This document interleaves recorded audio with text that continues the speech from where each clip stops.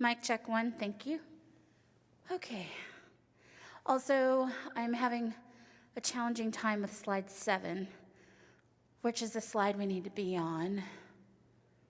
All right, well, welcome back from lunch. You guys did a lot of really powerful work this morning. Set the path, set the trajectory for naming, identifying, kind of being clear on what's no longer a priority, what your new priorities are going to be, and we're going to work through them to kind of figure out what stays, what gets tabled potentially, and under which categories. So I just need some support with slide 7, and I think we'll be okay.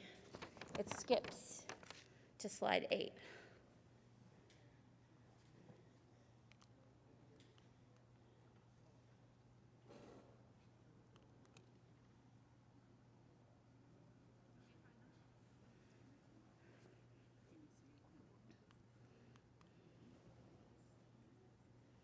I'm in the right spot in the screen in front of me, but you guys aren't seeing the right slide. So on the break, with the help of Kelly from the One Team, city staff, and Nicholas and I just kind of chiming in, we harnessed what you had stated prior to the break about your new strategies for policy making moving forward. The idea is to, rather than do it all in this paper here, is to allow you to see it and then work from it. We're getting there. Saving paper is important, so we need the screen.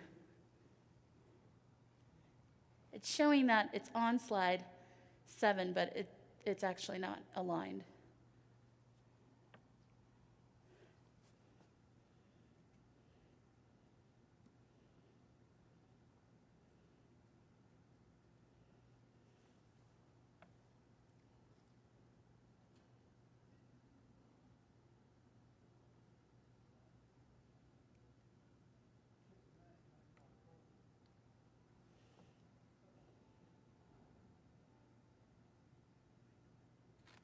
Okay, let's take a few minutes until the screen gets where it needs to be. Just harvest briefly, what was your experience? And full candor, right? Because we talked about being direct and straight, and all of the pieces you want in the process. And even though I'm not part of council, I can take it. So let's talk about that process was like for you, things you might want to keep as you move forward and continue to set priorities, and things you want to just ditch because it was just a hot mess for you and didn't really work for how you process until we get to where we need to be. Anybody want to chime in on that?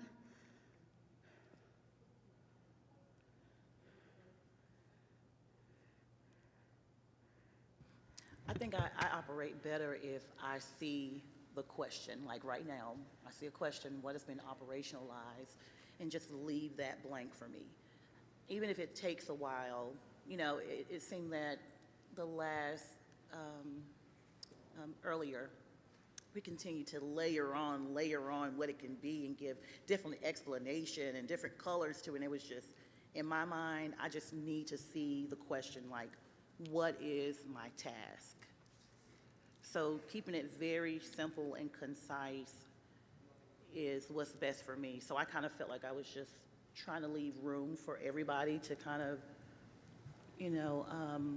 manifest like they wanted to. But for me, I was like, oh, man, it was too many commands. It's too much information. Yeah, heard. Thank you. It's great insight. For me, sometimes it helps to understand what the point of the exercise is. So what was getting confusing to me was the idea of chunking up the focus areas and then getting into doing check marks. I understand that the point of the exercise is for us to recognize that there is overlap in these buckets, and that might also be buckets that are really more like values that need to just be considered infused or somehow throughout all the operations of the city. So I think so that was kind of interesting. But But I raised this point because it came up during the break. Kim was asking about, what about the 2036 vision plan, which is, yesterday in the presentation, we started by hearing about the 2016 retreat results, which came out with a vision statement and produced these, I think it was there that produced these buckets, these focus areas, these 8 focus areas. So we're,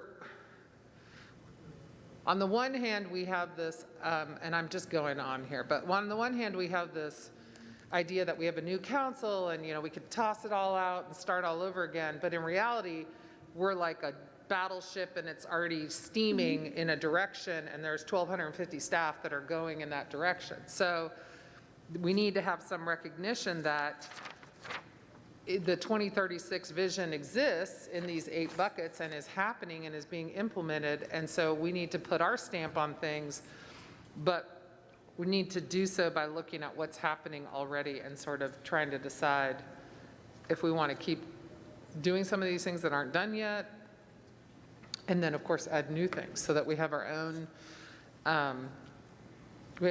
selves in the plan for the city. Yeah, thank you, Esther. Anyone else want to add, take away from that process? I'll start with this slide. If you don't have anything to say, we'll just start where the slide is and see what happens. The next one is more important, but. I guess the one thing that I would add is when I think about most of us weren't here when that plan was adopted. So we're kind of treating it like the UDO, where we can just do like little tiny changes here and there, but maybe we have already operationalized or are doing some things that maybe are not in the direction that we should be going. And if that's the case and we don't look at it as a whole, I'm not saying we have to do that right now, just naming that I'm concerned that we might be heading in a direction that we don't actually want to go in. And if there were people in our community that were concerned about the direction we're heading in, would they have a clear process on how to engage if there was a concern about something that needed to change? Because otherwise we will just get more emails about it. I mean, to some extent, that's the function of elections. Well, actually, to 95%, I would say it's if people aren't happy with the direction or they want something different, part of that is electing people that talk to you during their campaign about what they want to do differently. So I think that'll be, to me, the retreat is the one time where that really becomes apparent, because it is a process that includes members of council. And in this case, especially since we have 4 new council, so it's a product of what community said they wanted. So anyone else before we get to what you said before the break? Okay, we're going to start with this one, see what the next one does. So from the original list, what remains are these items: expand opportunities with Asheville City School through partnerships, develop and implement a strategy based on the NLC report to foster economic mobility, finishing implementation of Year 1 and implementing Year 2 Transit Master Plan. Are there any outstanding questions, thoughts you might have had on the break that makes this incomplete? Or can we call this complete? Kimmy, if I could, Please. we also wanted to kind of just explain what that develop and implement a strategy based on the Yes. NLC report, what that was. Don't know the details, so I'm going to ask Kathy or Richard to explain that. And then we wanted to have a little bit of clarification on the finishing the implementation of year 1 related to the Transit Master Plan. Thank you, Deborah. This is an item that came up because I think some council members had attended the National League of Cities, and I think the vice mayor may have attended that, and maybe it was before, but there was a report that was done around economic mobility, And so the request that I think it was at the time Councilmember Mayfield came back with and said, can you take this report and tell us which of these items we're doing? It was really a task. It was not, it was, can you look at the report, and there were like the top 10 things that communities are doing to have upward economic mobility. And so we have continued to use that report, I think it's from 2018 or maybe even before, and gone back and compared the update that you see in your list of things is really just saying which of these things we do. It was not direction to do things other than just compare the things that we are currently doing. I will tell you that when we were doing these updates, I got calls from staff like, is this still relevant? Does council still want us to do this? And so I think that's the reason we're asking the question right now.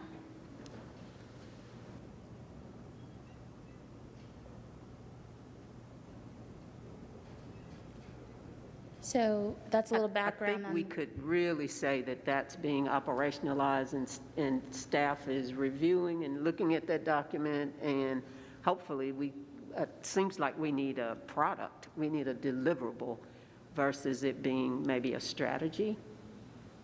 We need to deliver something.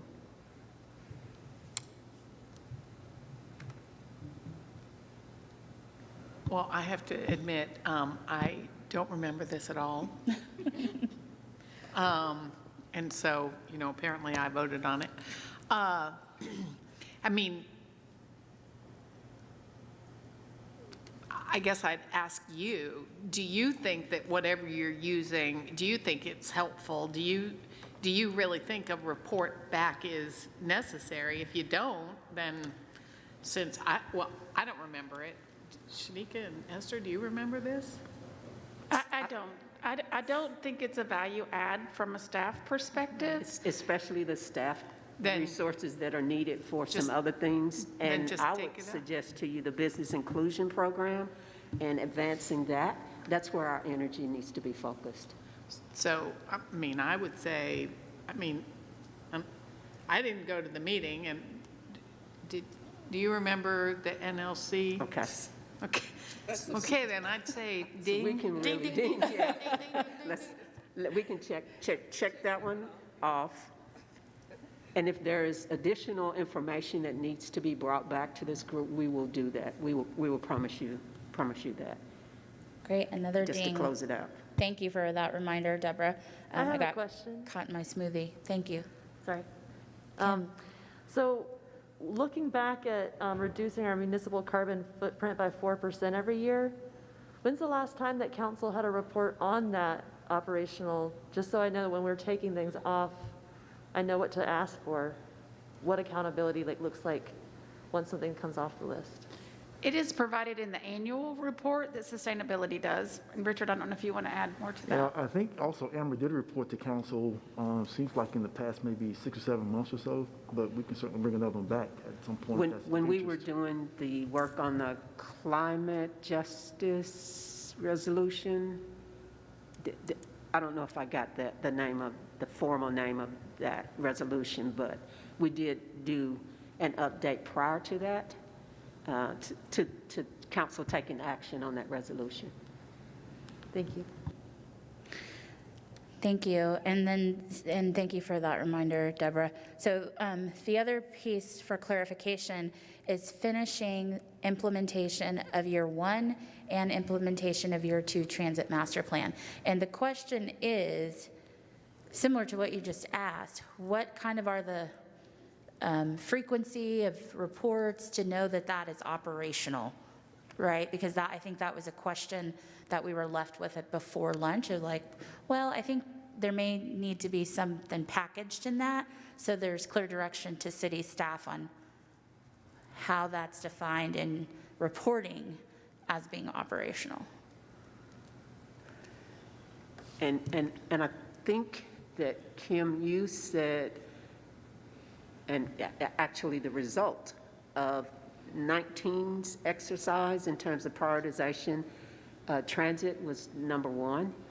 And we think other than the extension of hours, we've accomplished everything in the year 1 implementation. And the year 2 is the extension of the routes. And I think the question is, do you want this to go on the list of the new things in terms of implementation of year 2 of the master plan? That would definitely be something I would like to see, because Okay. as I said, I think it's something that we are capable of doing. It will be an easy thing to check off next year. We just wanted to make sure we got clarification, and I don't know if but we'll include it. It may not come up on the list that we're getting ready to show you in terms of new things, but we'll make sure that we add it. Well, just a point of clarification, when are we doing the consensus part? Right, after we get We're an just idea on. spitballing again. We're spitballing, adding to the list, Yeah. and then you're going to prioritize. We just want to make sure we had captured everybody's new thing. Okay, we can't get to the next slide. This is quite interesting. No, it's not the buckets, it's actually what you said you wanted on these sheets Yeah. before the break. So I think I'll just have to read it off, which is a little bit of a bummer. Yeah, we'll get him to adjust it. I'm not sure why it's not syncing. I think it's because that podium is so far from the clicker that they're not syncing, they're not reading. Maybe if you came closer. It's still skipping. I did it in the break. I walked over Oh, there and it okay. just didn't work. So I'm going to read it from my phone since it's not changing on here either. Thanks for your patience.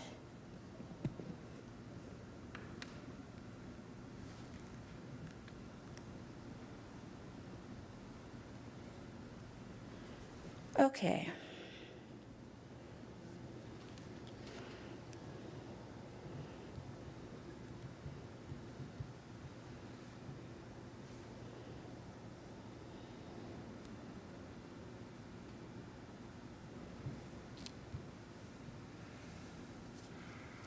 Here we go. So, new strategies. So what you said you wanted prior to the break were 10 items. And I'm going to go a little slow in case you want to write these down, and we'll, of course, send them to you as well. But reparations, implementing employee compensation study, reimagining public safety, and under that is divest, invest, lift strategy, 911 consolidation, community EMT, crisis low barrier shelter. Number 4, we have implementing community benefits table for all land uses. And we're not saying the numbers to prioritize for you, we just made a list. Implementing COVID relief spending and investment, prioritizing recovery funding. Underneath that are equitable recovery, opportunities for small business, and greater partnerships with the county. Underneath the COVID relief was equitable recovery. And then when you went to the next thing, which was opportunity, We have that under COVID relief. so that's what I'm wondering about. Is that incorrect? Well, hold on. So equitable recovery, yes, under COVID relief, but what was the next thing? Small business, Opportunities for small business? opportunity, so was that under COVID relief? Was that where that was supposed to be? I'm not sure. Housing? Economic development, and it was the first slide that we had up. Equitable and diverse community had small business. I'm not sure Yeah, where so they this fit on is how, this is why we're reading it, and this is why we want you to see it, because this is how we captured it, and we want to make changes. So So it the was, question is it incorrect? Does it belong somewhere else? so Can it's I, called small business opportunity? Opportunities for small business And then the third is greater partnerships with the county. Okay, and the greater partnerships with the county should swing back out by its, because it's under a different, it's under COVID relief, but also under other things. I thought we talked about like the county's also getting funds. Because the county's also getting funds, we might want to partner instead of duplicating efforts. Oh, yeah, no, we want to partner with them under COVID relief, but I wasn't just, I was thinking about it like in terms of transit and, you know, other things that don't necessarily just fall under COVID relief, Same. more generally. So it might be a both and? Sure, Both yeah, and. no, it's, yeah. So we're going to make a little adjustment here. As you all have been experiencing and been very patient with all of the technology designed so that folks watching you have this discussion can follow along with you. And what matters most is that you all have the type of conversation that you need to have. And part of you're hindered right now because you can't see it. So if we can take just a few minutes break, we're going to tap in that screen, that projector directly into your laptop. Thank you. So that you can see it. It's so vital that you see all of this. You can't really do what you're here to do if you can't see it. So if we want to take a little break, run to the restroom, go grab a cookie. Cookies make everything in life better. Get a cookie and let us reset all of this technology so that you all can continue on in the conversation. Will that work? Thank you. Okay. Appreciate you.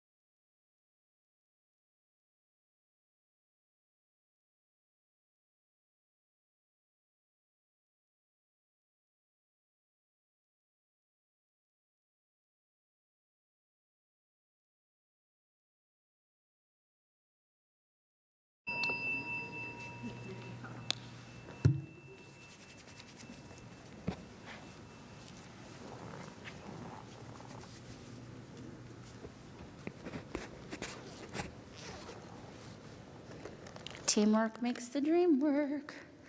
Okay. We are back.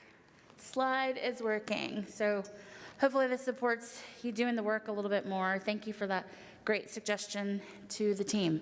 Okay, so we landed at number 5, but I just want to give you a minute to digest because it was all oral before. And we could stop at number 5 and we'll make changes off screen so we don't impede the progress here.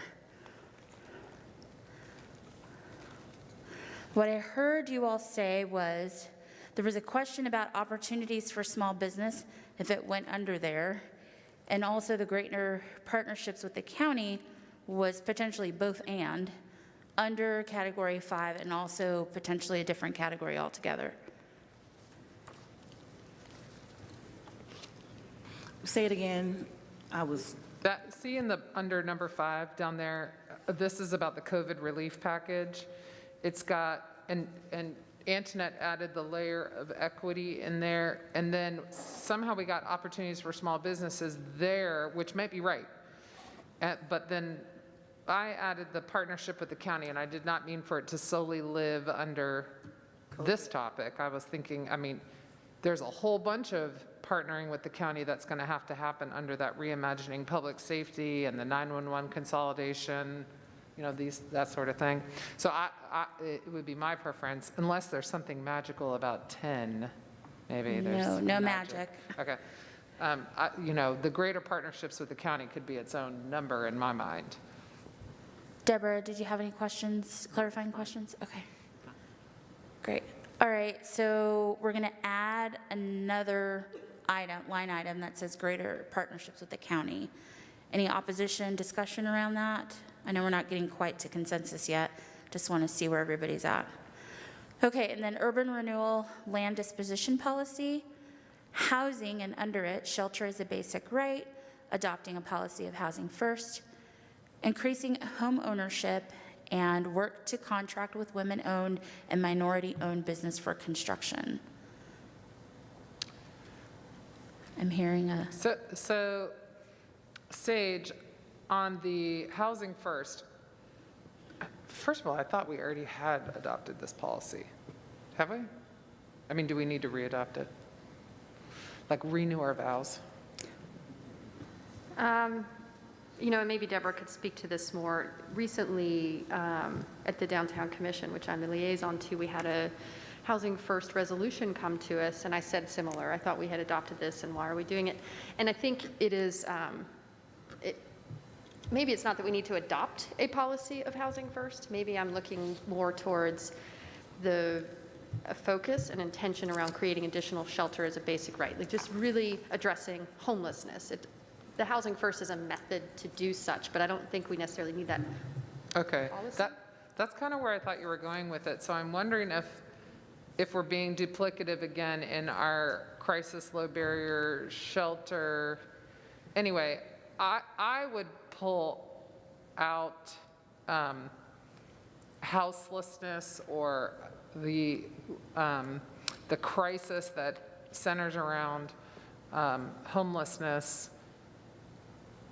I mean, I almost want to pull it out as its own thing to emphasize, to be able to emphasize it as a priority, especially for this year.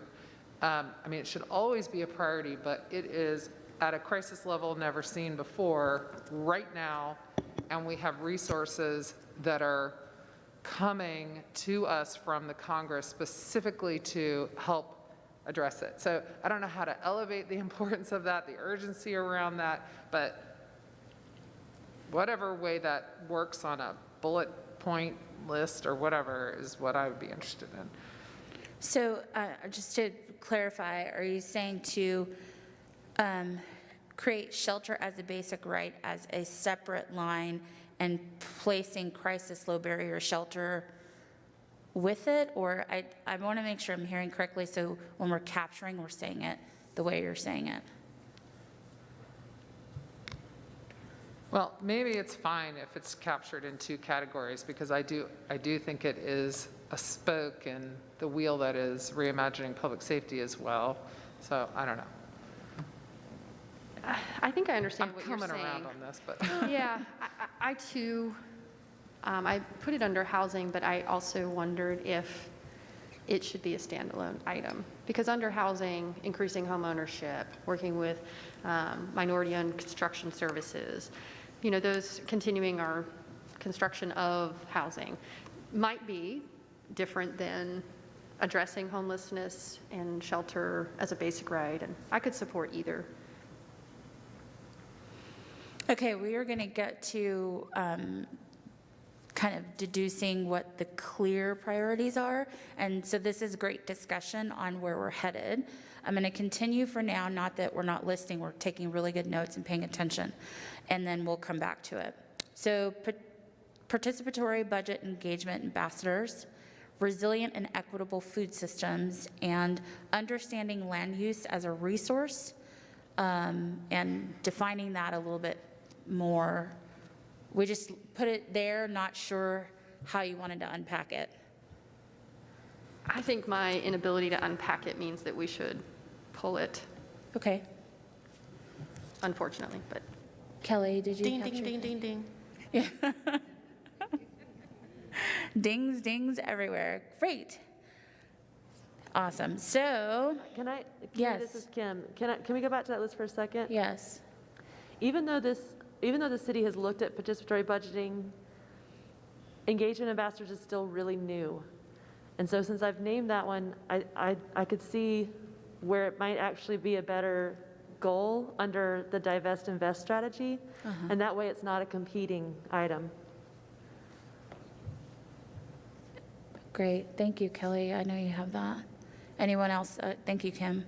You want to add anything, change anything, move anything? You're already doing the work. It's like we're getting to this and you're already doing it.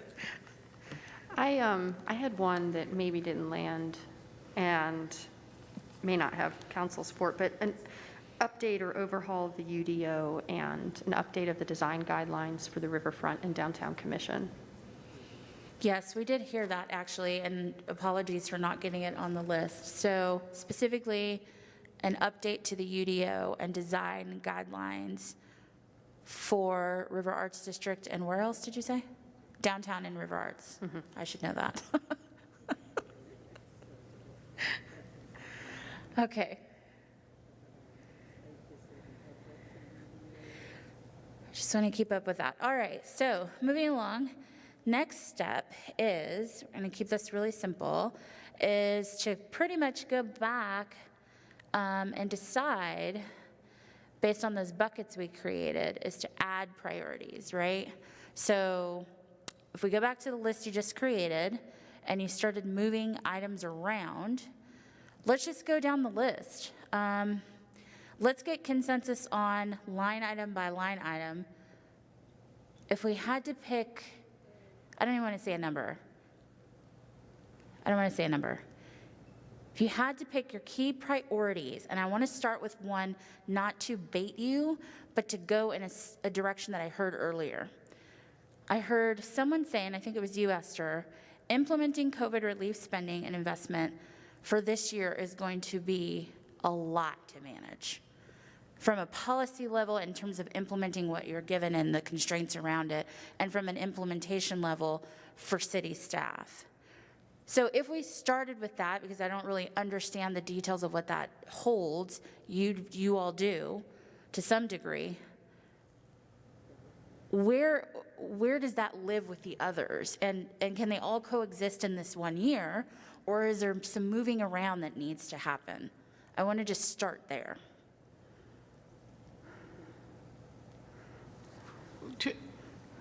Kimmy, can you help me out with what you just said? Moving it around somewhere? What do you mean? So if you didn't keep 10 items for this year, because 1 or 3 have such a weight to them in terms of policy and implementation, what 3 would have that level of weight that would be nearly impossible to complete more than those because there's just too much involved? And again, this isn't about restricting or limiting you. This is just about the process of getting clear on the priorities. So before we do that, which sounds kind of like we're going to call out like like our top 3 numbers or something. Does this list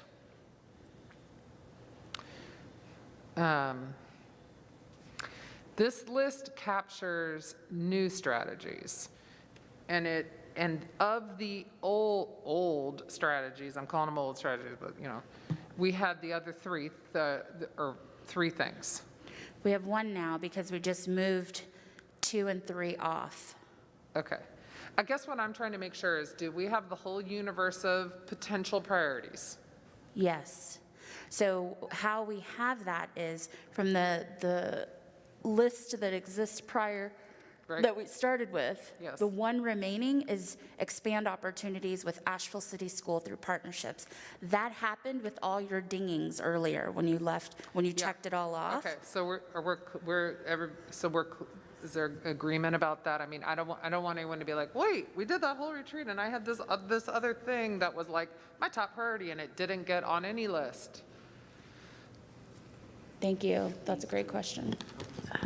I just want to voice that I don't see a lot about the environment up there, and I'm not sure how to address that, but I want to highlight that as a concern.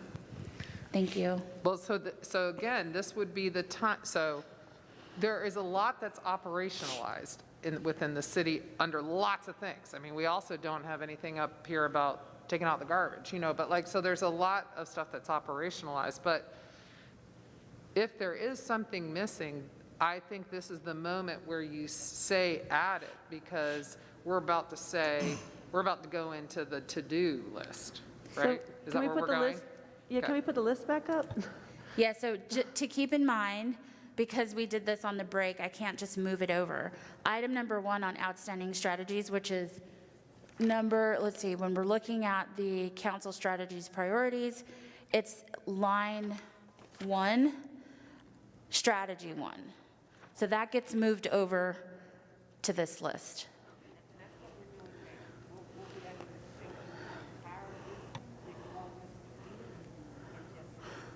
Yeah, we're working in real time, so thanks for being gracious. So, Right, so with a stated climate emergency, it not being up there, we probably need to name something around like policy and implementation to address our stated climate emergency. thank you. I'd say more about that, I think. Policy, anyone want to jump in on this?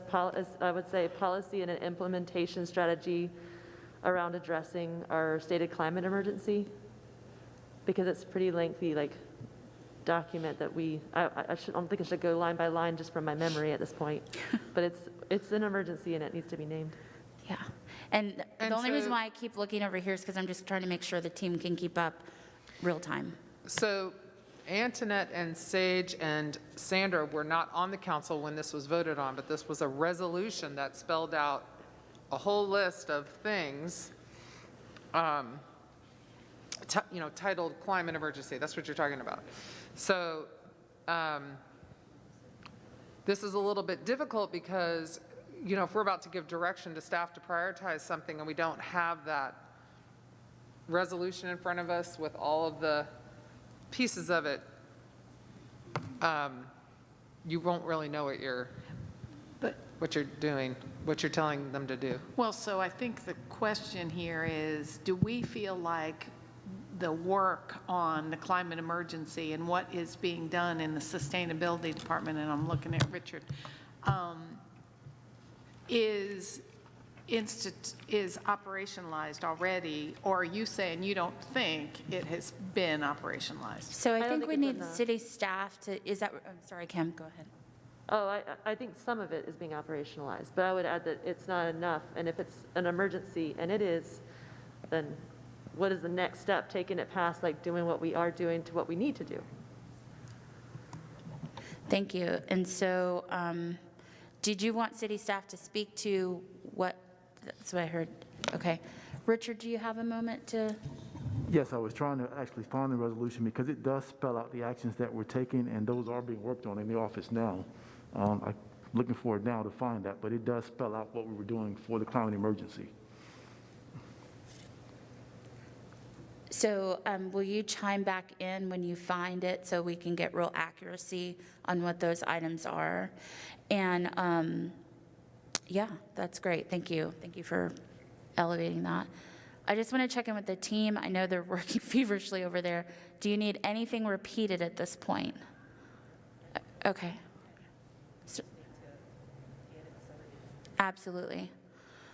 Okay, so Esther, your question was to council. Anybody else not have something on this list? Because we're about to work from it. That's totally, clearly important, somehow didn't get harvested, or maybe it's being done and you just don't have enough information. Just wanted to find out, basically, I remember yesterday when they were talking about working on the, basically the pros and cons, like positioning of the council and staff and community, and how working with that together, providing more information. Would that fall anywhere under here as a strategy for council to work toward? And I think it was. Where do you see I it? think, Like, where would you like to see it? Do you want to see it as another item? well, no, I think he said something about, Deb, you remember when Nicholas was telling you something about putting that together, and you said, yeah, they're going to work on it? Would that, referring to, like I said, I don't know if it falls up under here, or it's just a separate, You are asking for kind of the decision-making tree of identifying pros and cons of when you all have discussions? yeah, just when of the issues that we have to address. So it sort of gives us like a synopsis of, issues, because we were talking about how fast they come before us. And a lot of times we're not really abreast on information, and providing with staff and council, providing sort of a pros and cons to each decision that we make. So if we went to the example I think Kim talked about was the staff report. Is there, do you not want it in that No. format, or you want something separate from the staff report? Because we put pros and cons Well, no, in the staff but you report. have pros and cons in the staff report. From the staff But that's the perspective. staff report perspective. And what I was more or less addressing was something, too, that we can actually, where council could weigh in on our pros and cons on it, because we're the ones working in the community, so we have more of an ear to what's going on. And then not only that, making that accessible not only to us as a tool, but making it accessible to the community so they can have a better understanding of why decisions are made and how. Because I feel that communication piece between council and the community, it's what's been lacking and causing a lot of just a lot of the people that are, upset about different things because they're not getting enough information. And I think that conversation evolved and it took a lot of, went in a lot of directions. Yes. I think the first one was, is this something that we can incorporate into the staff report? And I think we said, you're saying no, because that's singularly focused on staff's perspective. Then I think Shanika said, is it something that we need to help you with in terms of communication tool that we identify and you're able to communicate with your constituents? And then the third one is, I think the mayor was saying, from a communication staff support, we don't have that ability to help you all do your individual outreach to communities that you would desire to do. Fourthly, I think if this is something, this new document, this new report that you all want us to do, because it doesn't live anywhere in any of the existing things that we have, it's a new initiative. It's a That's new what I was wondering. product Would we that be need a to new? deliver. Would that be a new one? It would have to be, because it's not anything that we are doing currently. And we'd have to figure out what that looks like. And So yeah, it's definitely something new. That to me feels like,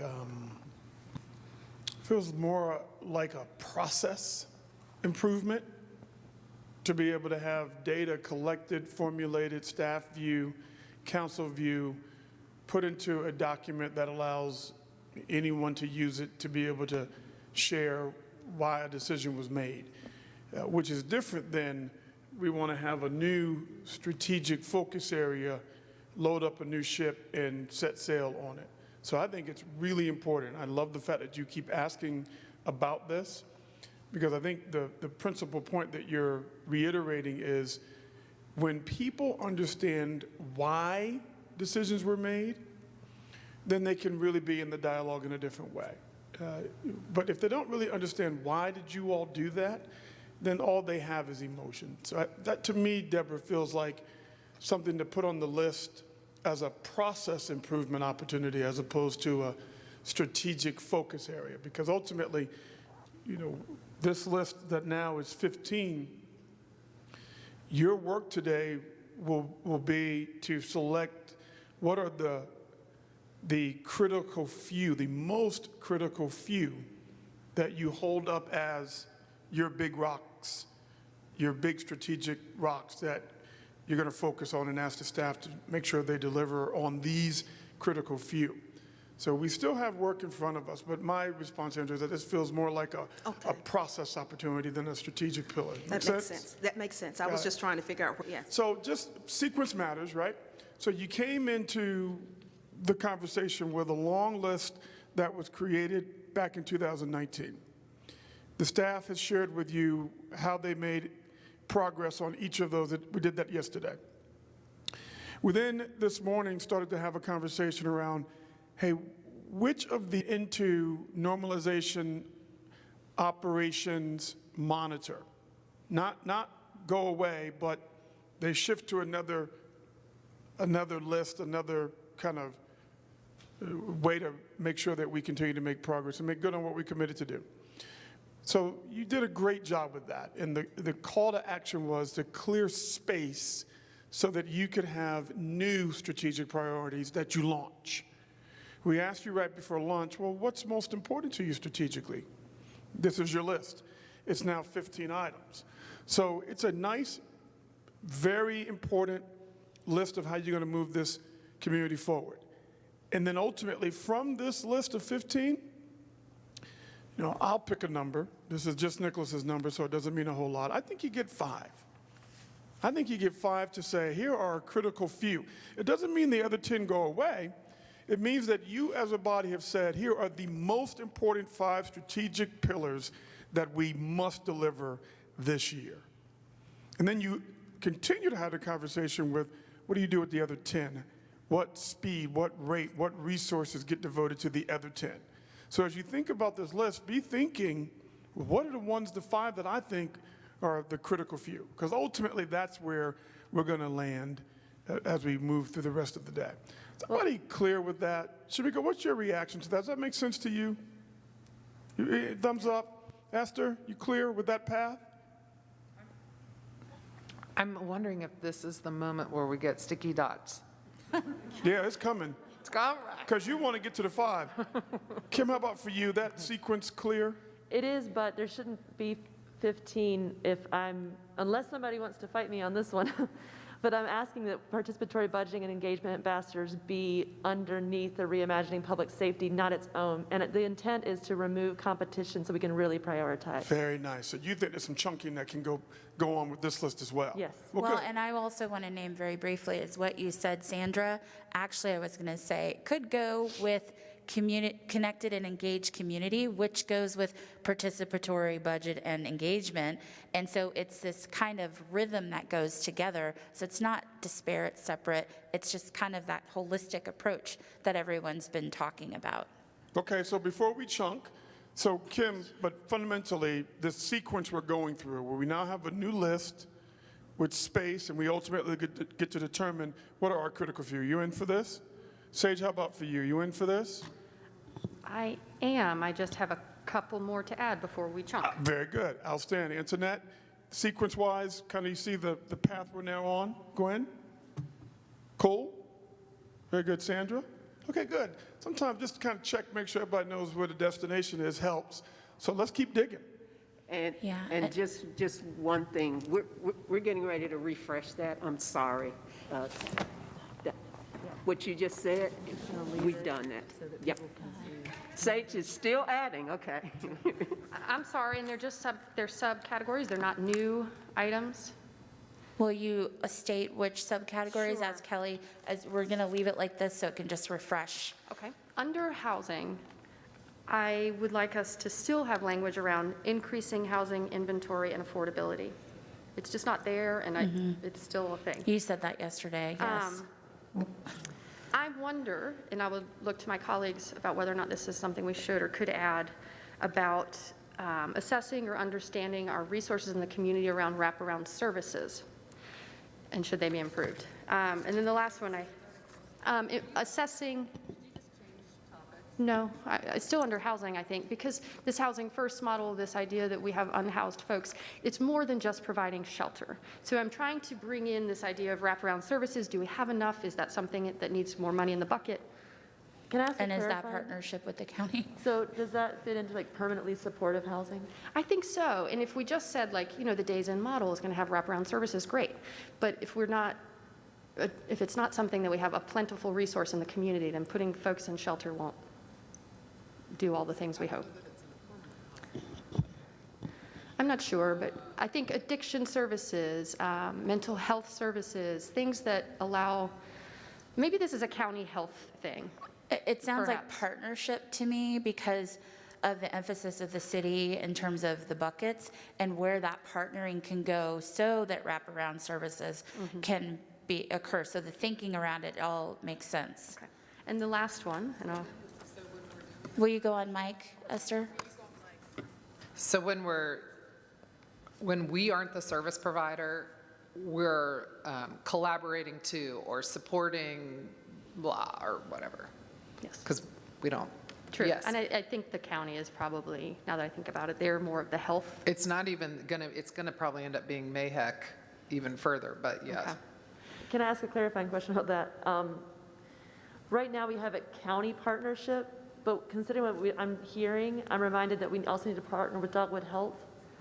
So maybe we just need to say county and community partnerships, or something like that.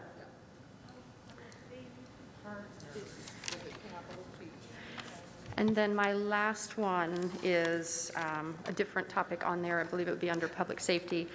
I'm increasingly alarmed by the increases in violent crime, and I'm wondering if working to reduce violent crime in our community should be a priority. Do you want to put that under reimagining public safety? Yes, a subcategory, not a zone. None of those were meant to be new items, just. Sure.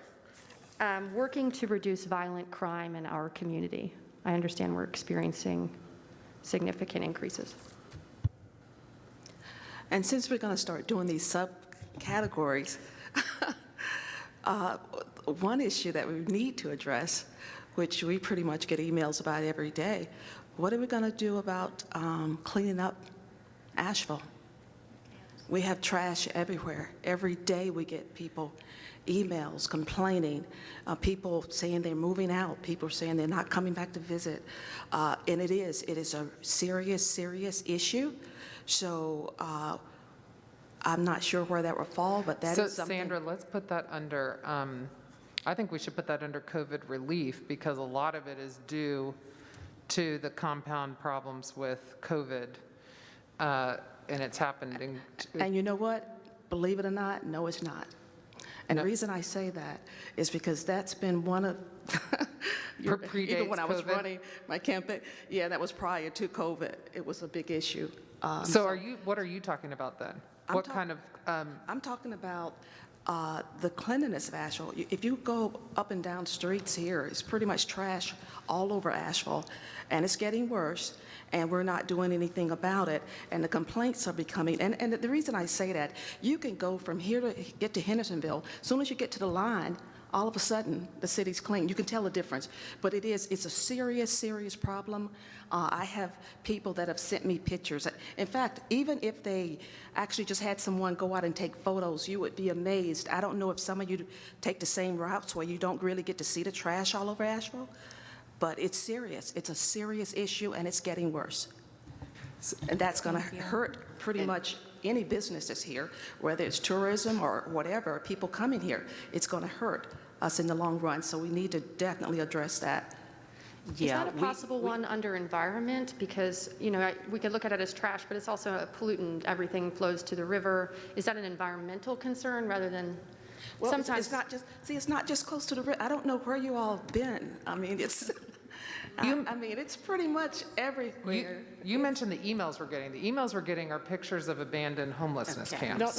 No, this is. This is something different than the emails we're getting. Yes. During my campaign, and that was one of the things I was campaigning on, when I was even speaking at Anna's house, that was a big issue. A lot of people are complaining about that. And like I said, I don't know if it's maybe I'm hearing about it more because it's in areas where the Black community live.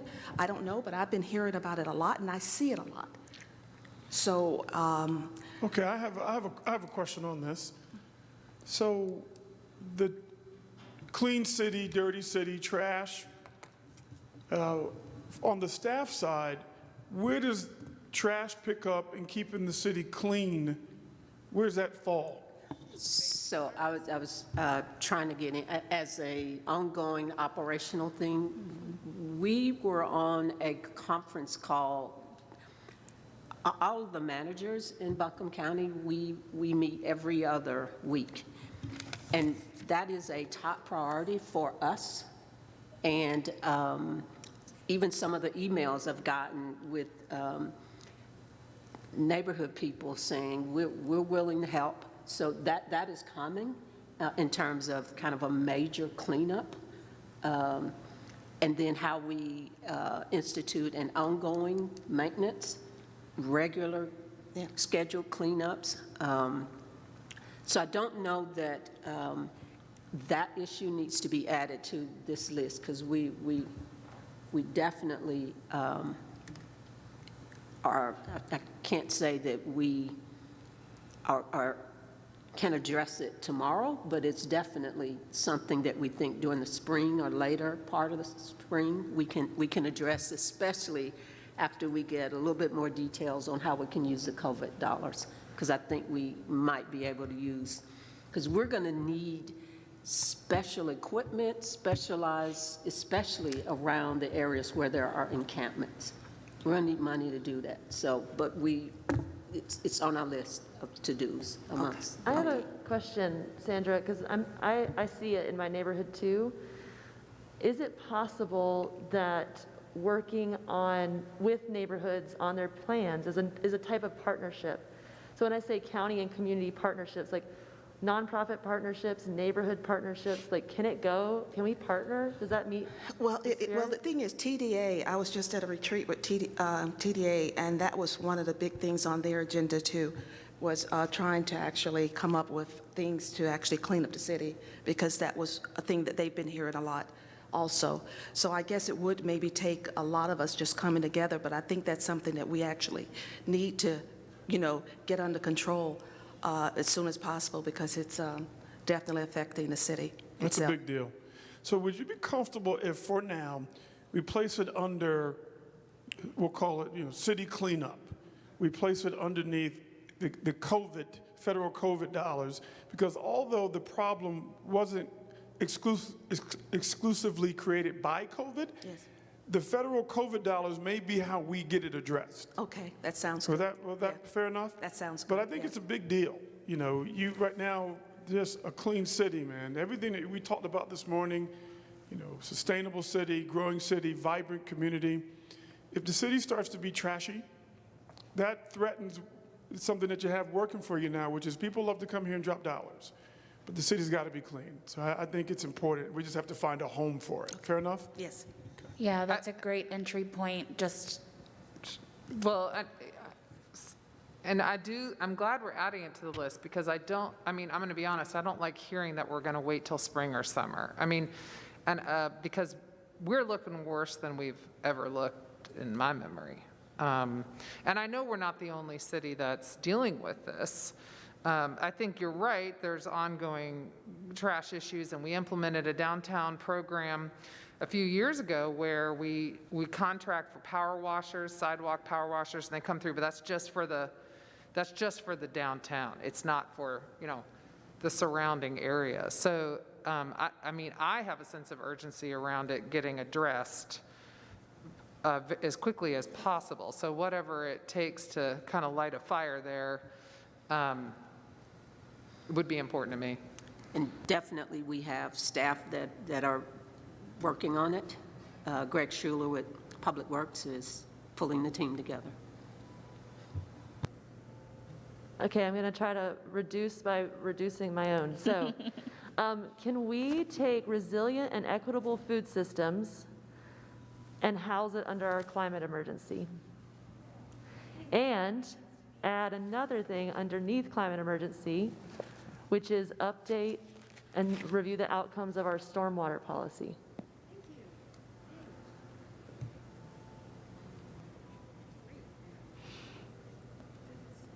So climate's making its way in. Yay. That is kind of the point of this exercise, is it's not to whittle it down to nothing. It's about remembering what's important and being super concise. When we say reparations, are we talking about a funding strategy, or are we just talking about the overall conversation or approach to reparations? I think that we have to start with, we have committed to a process, for sure.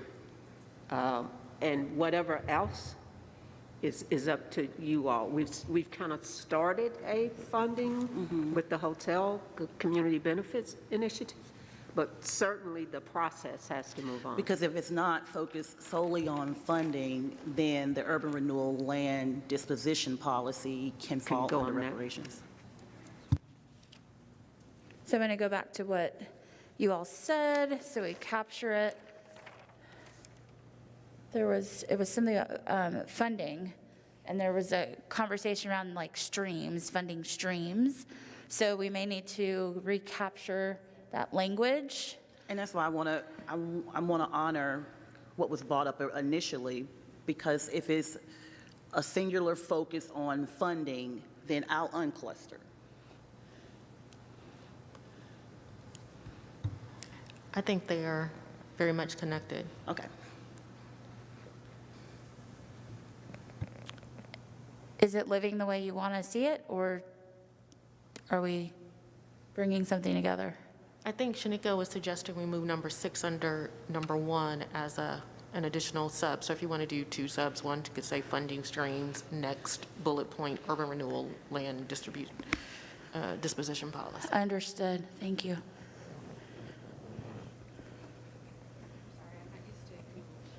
Deborah, did I hear you say that we may need additional points under there around direction for, is establishing the commission's already a thing, but do you need more bullet points under this? Is that what you were saying? I don't.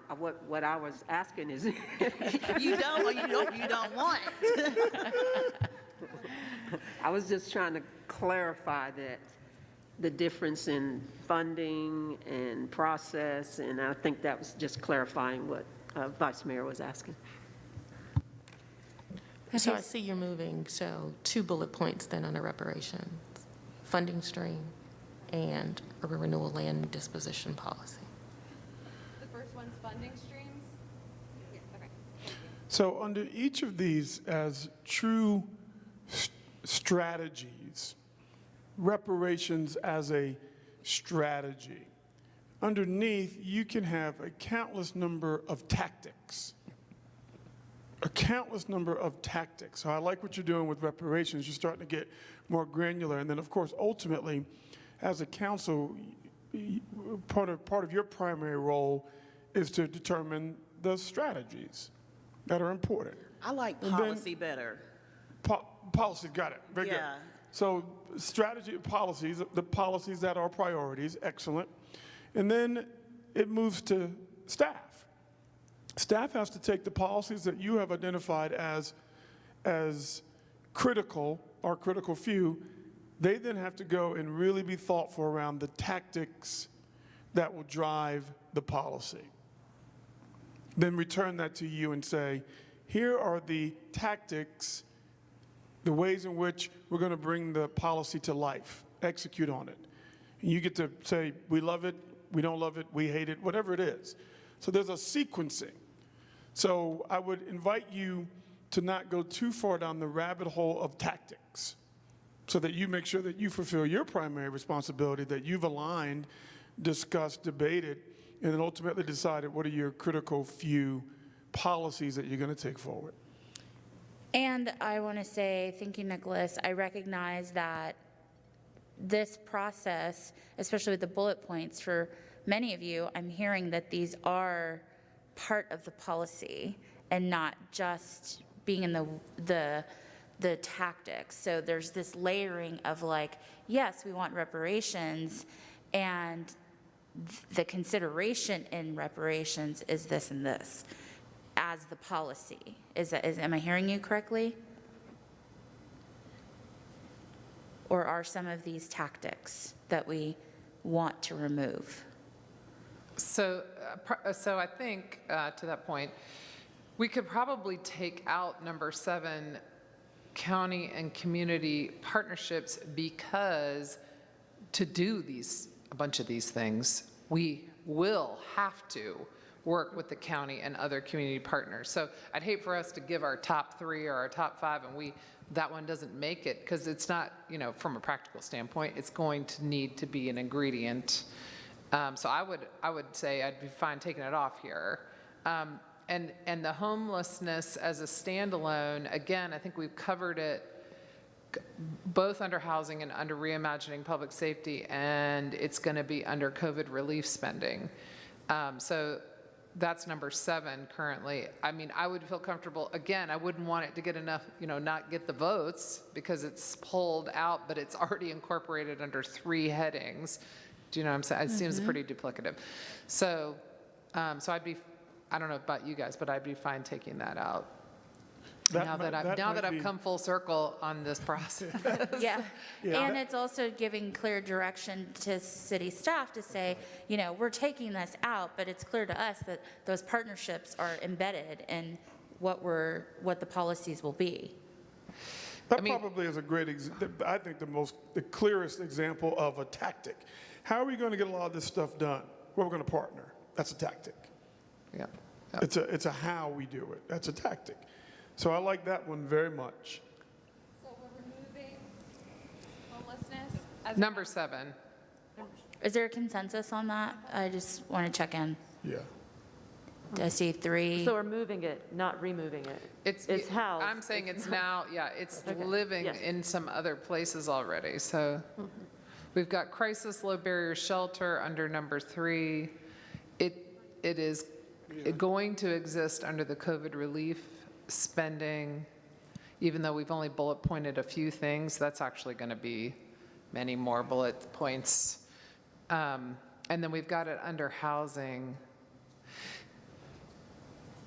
So under the land use guidelines, okay, I gotcha. And then those last 3, 9, 10, wait. Oh, Yeah, okay. they're not. Yeah, Blah. the numbers are smaller. All right. 8 needs a little something. Expand partnership opportunities with Asheville So City School that's through the holdover partnerships. from the last list. Okay. And then so is anything behind that, right? Finishing implementation, I feel like I'm at the doctor's office. That's an O. Okay. I'm gonna Finishing go, Kelly. implementation of I'm gonna make it year larger. 1. Okay. I guess I mentioned Oh, there we number 8 because I'm a little concerned that education gap is nowhere on here. It is on, you Well, want to is keep that- 8. is that It what we're that's getting at what in 8? That's what 8 is. Okay, so it's clear to y'all that expand partnership opportunities with Asheville City School through partnerships is about the education gap? Yeah, Or to well, improve because education it's- outcomes? So these are strategies, and it's a strategy under eliminate racial disparities in our school system. Correct. Okay. Can we add stormwater underneath the climate emergency, stormwater policy review and review outcomes of an existing one? Stormwater somewhere, under 10. Thank you.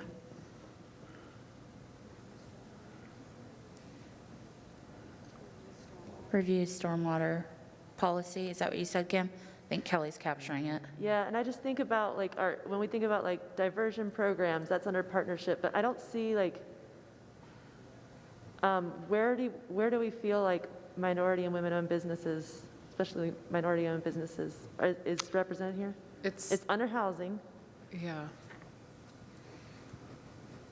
Well, We- because we I think will- we said we Yeah, operationalized. and exactly, thank you, Mayor. And it's a continuing, isn't that what we said? Under the business inclusion program, Right. as we operationalize it, that's definitely the emphasis, Just wanna is make to sure we're still increase working. That's participation. good, Kim. So now we're starting to have some real benefit to the way we worked through it this morning. So as you raise these individual issues, in this case, minority and women-owned businesses, it has a place to live. It has a place that it does live. So it's operationalized. So that's really important. If we could do a split screen, we would show you the operationalized buckets on the screen simultaneously so that you know that item lives over on the operational side and we can remain focused on new policy/strategies. But that's a great example, Kim. It lives.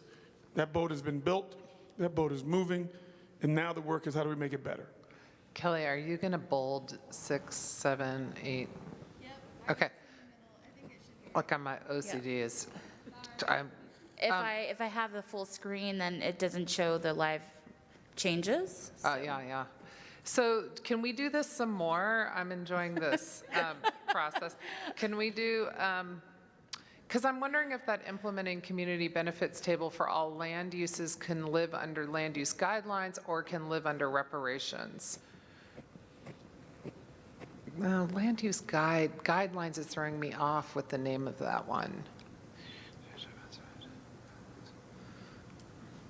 You're referring to number 7? Yeah, could it be just land use and then we put the community benefits table there, or should we put it under reparations? Does anybody want to move it?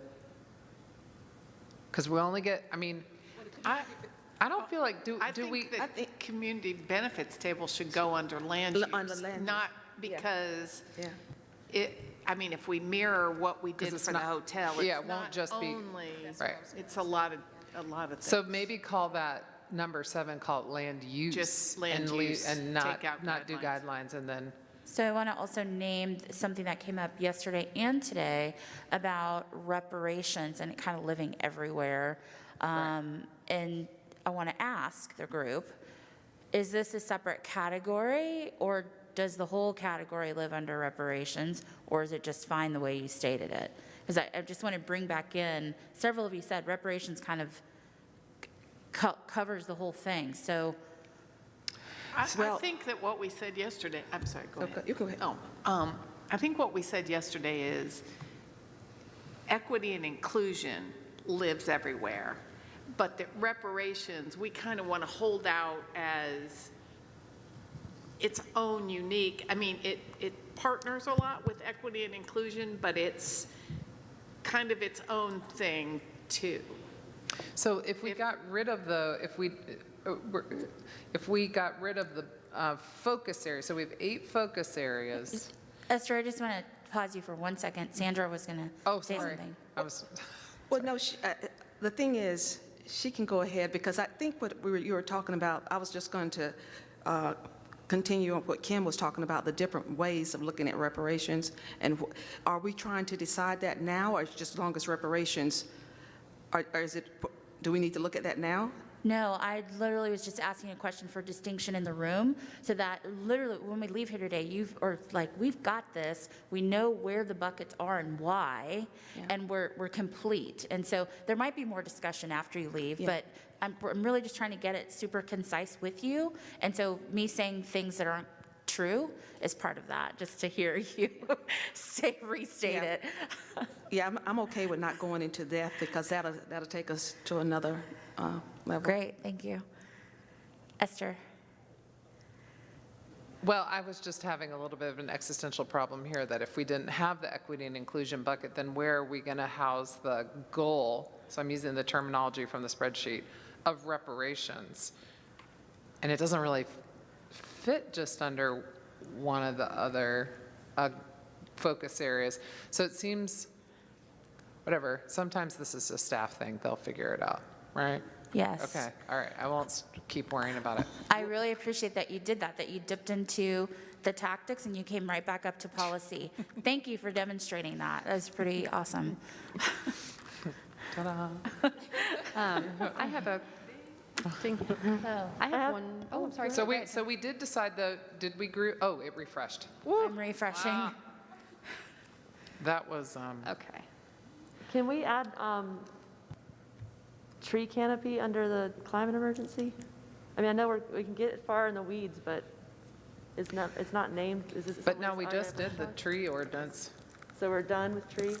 Well, I mean, it was a, That would be. yeah, it's right, operationalized. It's operational.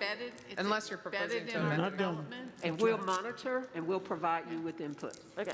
feedback. right? Make sense, Kim? I thought it was in the, whatever the stage of like, now let's see how it works and reevaluate. We did get $500,000 out of the Amazon project under it. We did? Yes, For ma'am. starters, we started it out pretty big, but we'll see how well it goes. I want to uplift the word, I don't know who said it, but I think it could be a great word to take with you, is embedded. That distinction between policy, getting it implemented, and now it's embedded, so there's an operational component, can take it out of the policy swing. So, just move it over. So, okay, you're still looking, you're still deciding, deducing. What about number 8? So the way I read number 8 is there is a plan that's already been created. Is that accurate or not? Yes. So right now, the next step is to implement it. Is that correct? To implement year 2. And Implement year 2. Finish year 1 and do year 2. Finish. And that implementation lives with the staff, is that correct? Yes. Okay, then my thinking It will is, be a budget discussion. there will be a budget discussion, very good, so that's part of the sequence, so. We know what to do. My sense is that if you only have a handful of real focus areas that you can put into action, that one doesn't feel worthy of one for your 2021. That ship is well on its way to going where it needs to go. That's how I'm reading it. Could it potentially be with land use? Oh, I was going to ask if it could be under the climate emergency, but it's like an ongoing core city service, so it, As a tactic, as opposed to as a strategy. Right, because the policy is in, and so where does it fit now? Is it still in policy? And I think the answer is it's not. So then where does it go in these buckets? It's in the needs money. and- Yeah, I was going to say, I mean, for me, we have the master plan, so it kind of looks like, I mean, I know we all love transit, and so, we're like, ooh, we don't know if we want to take it off. But to me, it feels like it's the same place that the Greenway Master Plan is.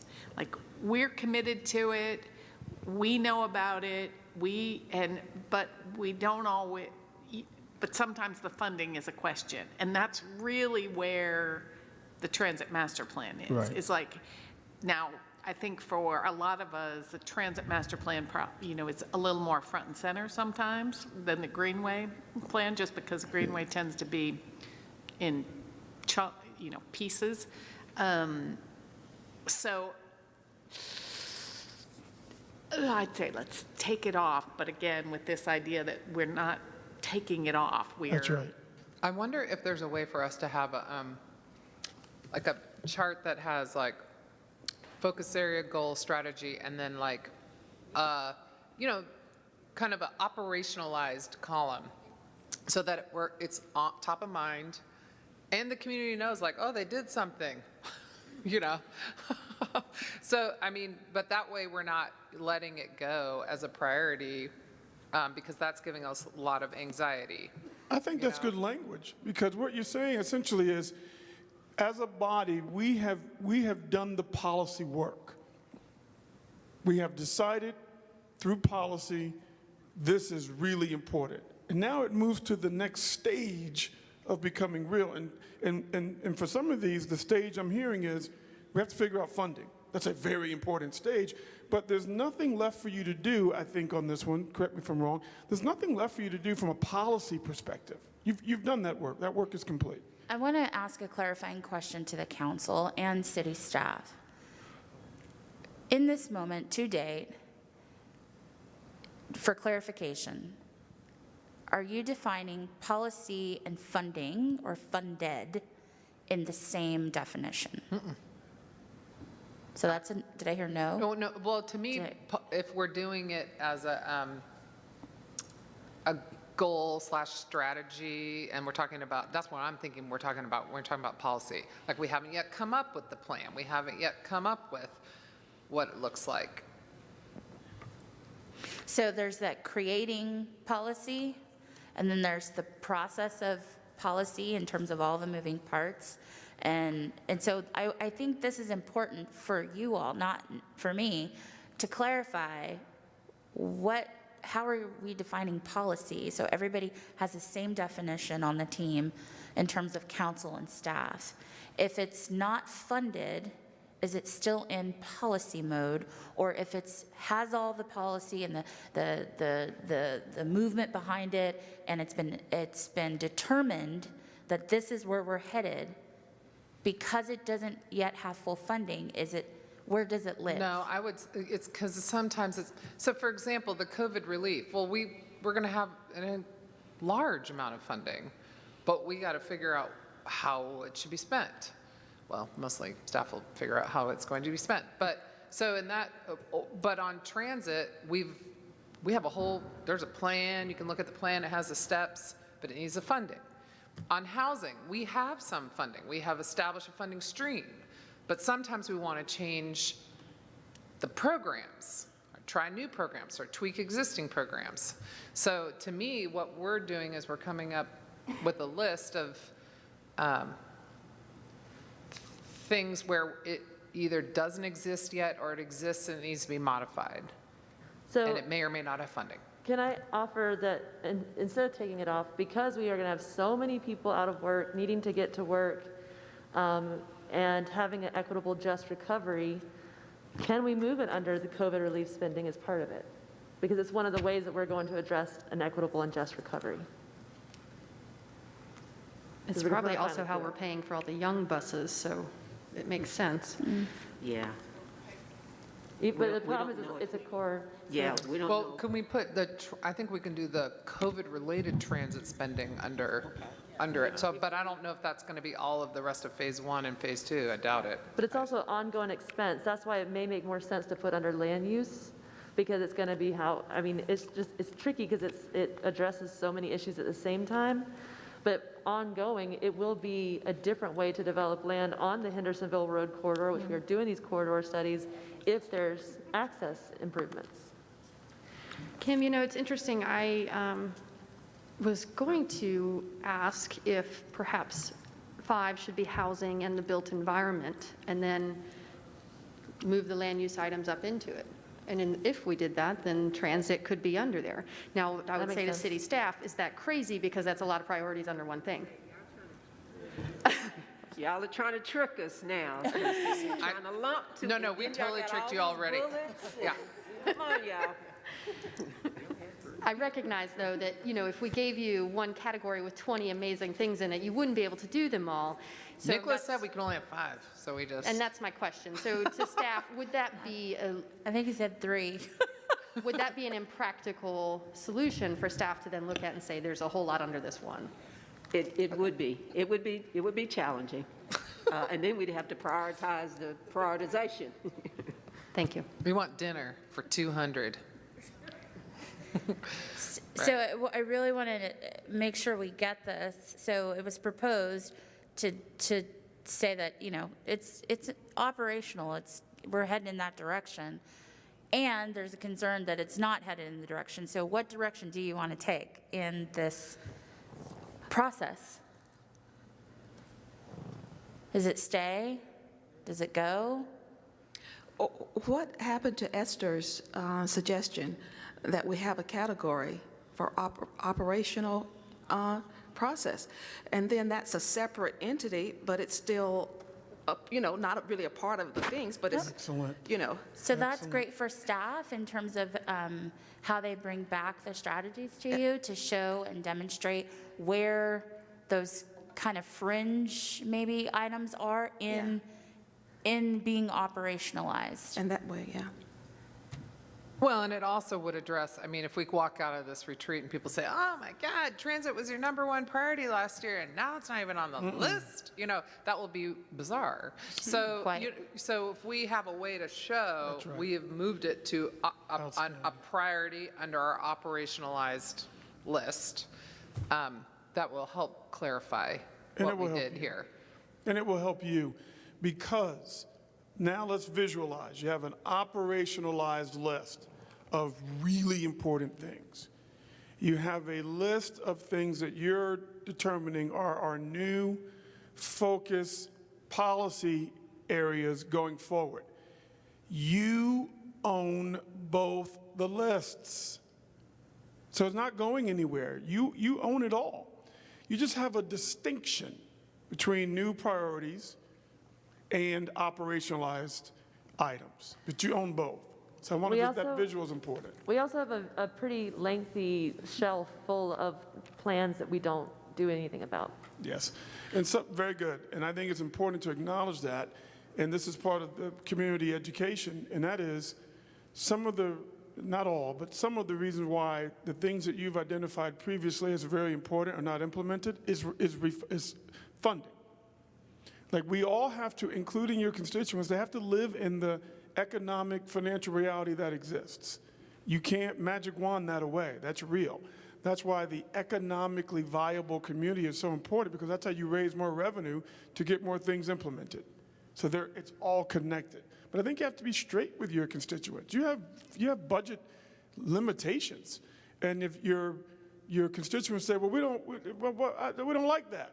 Okay, well, let's talk about how we raise more revenue, which means we got to get the economic engine of this community going. That's how we get more stuff and more services and enhance the community. So it's all tied together. But this is how we have discipline and not exist in a magic wand scenario. I just want to add something to that, or it's more, I'm challenging the room almost, because from a layman's perspective, if I see these are our new priorities, but then I see another list that we have already operationalized, a layman's perspective is it's done. So I don't want the community to feel like just because we've moved it or we've operationalized it, then we're checking the box, because we're saying more work needs to be done. So can we add some different language around the accountability, or something that gives The timelines. the community the message that we're watching this and we struggle to mark it off the list. So it's not done, but it's absolutely. ongoing. We're watching it. We're monitoring it. So can we give other language outside of operationalized to it? I think that you make a good point in terms of how do we communicate visually that we are continuing to work on all of these things that are on this list, right? These are our new priorities. These are the three, how many of you all? So this means, quite frankly, that under the new, we're going to have to come up with probably this has to be done by, because it's the only way that it gets the real resource emphasis that I think these things, the priorities need. When you all gave us these, even though they're not finished, actually, if you go to that other category, it says 3 years. It doesn't say year 1, year 2, it says 3 years. So it can't be, I mean, well, it could be, some of it is finished. The business inclusion plan is finished. We can literally check that one. So I think we've got some work to do in terms of how do we visually communicate what you all are saying for us to do. Yeah, I think that what we're getting hung up on and what maybe the community may get hung up on is when we say, these are our priorities, it's like these are our new priorities, and we have still, these other things are still priorities. I mean, you know, I would argue keeping our streets clean. Yeah. Building new sidewalks. Those are priorities in the city. They're just not new ideas, new priorities. Right. So I don't know what kind of words to use around it, but So do we the say same thing. ongoing and then the new or something like that? New and ongoing? Okay. That's good. So Yeah, good But discussion. to me, Deborah, this brings up another thing, and I know, like, when I was running for city council the second time, one of my big frustrations was other candidates would be like, well, you know, we ought to do this, and I'd be saying, we do that. Yep. What do you mean? We don't incentivize retail. We don't incentivize tourist businesses. It's like the community doesn't know all the work we've done. Now, I'm not going to say we ought to pat ourselves on the back or ring our own bells or whatever, because we get criticism from that out in the community. But somehow we are not communicating all the work that we're doing. Not saying that we don't have a lot of work to do, but there's, I feel like, you know, there's this educational component, you know, that our constituents don't know all the work that is being done. And this sort of highlights that. I mean, you know, today, as we were like, well, what, you know, where are we on that? I mean, if this august group doesn't know that, imagine if you're, you know, you live out there and you don't check the city's website ever. So again, it just highlights for me that issue that can be frustrating, because, you know, we get criticism all the time. You're not doing enough, you're not doing enough, and part of it is we don't tell people what we're doing. So anyway, just. So language creates reality. Pardon me, Deborah. I think you raise an excellent issue for us. Like the presentation, like this presentation, with all the accomplishments, we haven't given that to the community. I mean, and I know that most will follow their particular issue. So they will know about that got done or didn't get done. But the cumulative, you're right, we haven't communicated this. So it seems like we've almost got two things that will come out of this. You all will have priorities, right? We'll have what's ongoing. We'll try to make the distinction that this is linked to the 2016 Asheville plan that was adopted. We're consistent with the same themes, but we will also say, and here's what's been accomplished. And I think we don't do that enough, of champion that y'all have done a lot of work, and a lot of it literally has come through you all, either through funding, through the budget process, or through policy adoption, like the tree ordinance. Thank you, Deborah. I want to offer, it's, you know, I'm here to facilitate. It's something that Kim said earlier. It's like participatory, right? I'm a cooperative developer. I have professional training and being a cooperative developer, developed many co-ops, and I still do. And one of the biggest pieces of being in the co-op space is democratization of knowledge, democratization, decentralization of what the budgets are, of all the things, so that agency and ownership for what's happening and why it's happening, which is so much of what so many of you have said it, and you're all saying it, it's just different, right? Everybody has said it in the room. And so it's really great that, Deborah, you're really highlighting, Yes, and the implementation side and getting to those tactics, this is what we're hearing from council, and we're going to move that forward. I think that's a big win. I mean, out of all the things you've done today, I have personal chills over that being stated as a win for how to move that community engagement piece forward. Do you want to? Good. So language is really important. We've all watched it happen here. What you call things really does shape reality. So I'm hearing we have a PR challenge. We have a messaging challenge. It's come up several times to be able to, from a process perspective, improve our ability to be in an ongoing dialogue with the community. The community says, hey, we need more of this. We listen. And then we say back to the community, we heard you, and hey, we want to share with you where we're making progress. So I think this document, these buckets, this is your friend. Because if you can map the list that we worked on this morning to, they live inside of this, you can then begin to show, it didn't go away, it lives in here. And we want to give you an update on how we're doing in each of these categories. And we have a new list of things that we're going to put even more focus on. So if I'm you and I go to my constituents, I'm having a full conversation.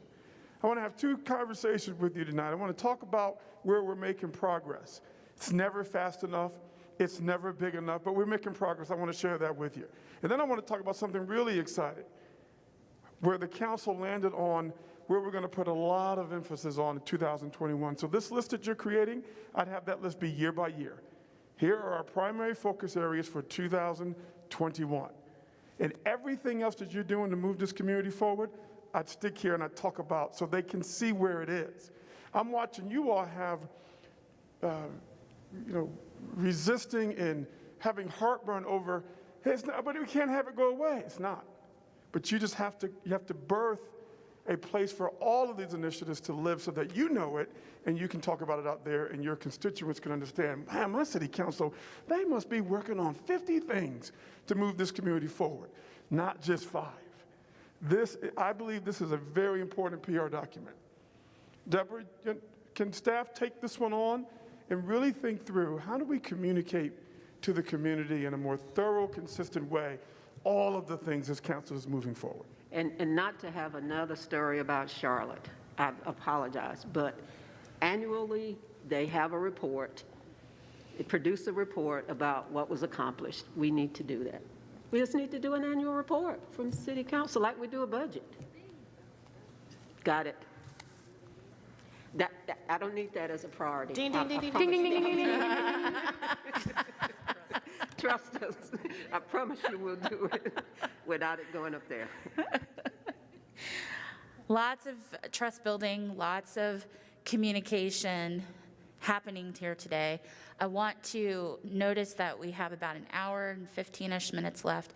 So to wrap it up, it means we're going to need to push forward and kind of power through, not past your comfort level, but I'm going to push you harder. So this is a big list when you think about all the subcategories, and to execute successfully while leaving a margin for delay, failure, unknowns. We haven't talked about that, right?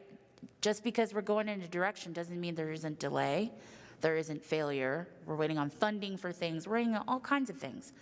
So we haven't talked about margin, but say that you didn't need any. Still have to break it down a little further. There's a lot of items here, and city staff wants to execute well. So what else are we saying for this year? You know what? This is so big, I think we're going to have to look at this for 2022. It's a hard thing to ask you. It's difficult for me to actually say it, but I'm saying it.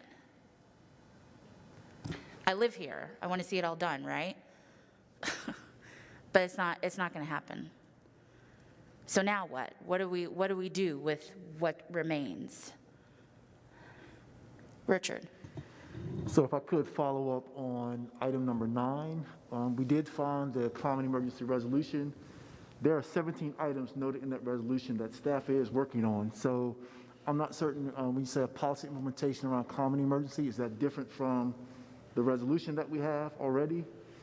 That's my question, because that might help take that off the table.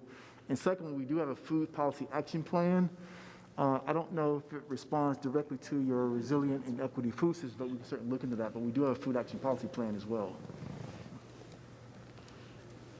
But are we funding it in a way that addresses it as an emergency? Like, are we going to make leaps and bounds that are, that the situation requires? Yeah, it seems like what we need to do is go back and look at it, see exactly what it's trying to accomplish, and as we're working through this budget cycle, make sure that those things are available for council to look at. I'm not inclined to move it off. It might be important if it ends up being a very low priority. I mean, we got down to 8, I feel I have to choose.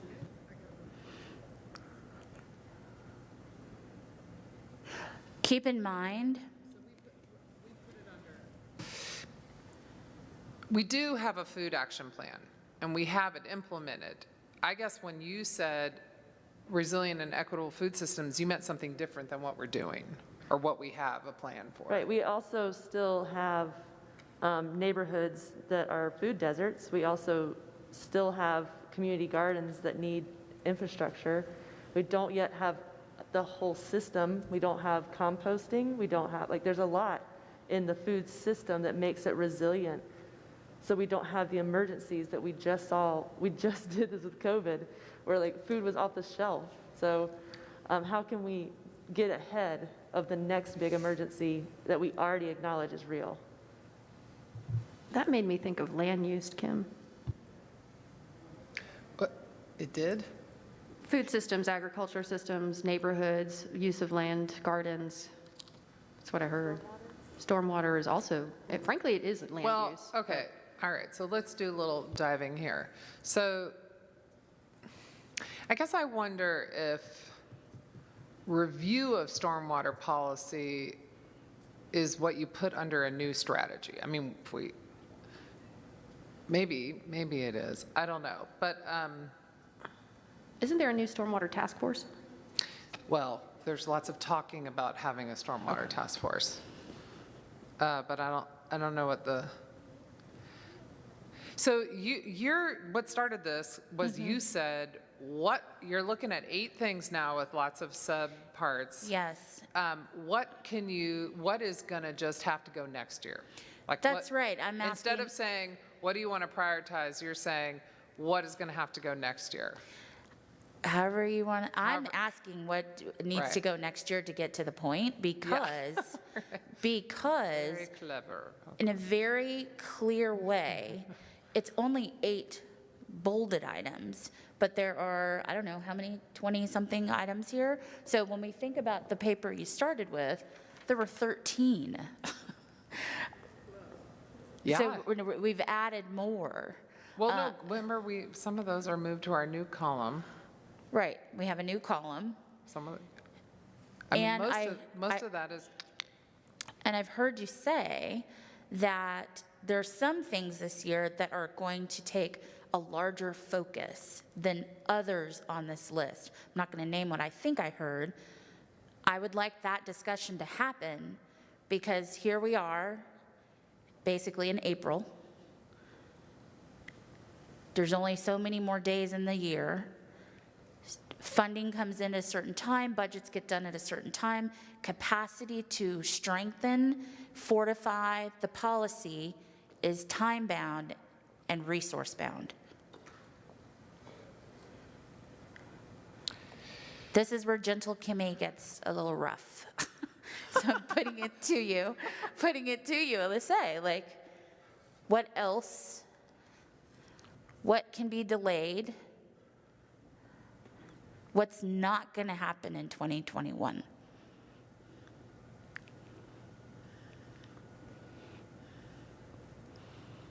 I hate to say it, but I don't think 8's going to make it.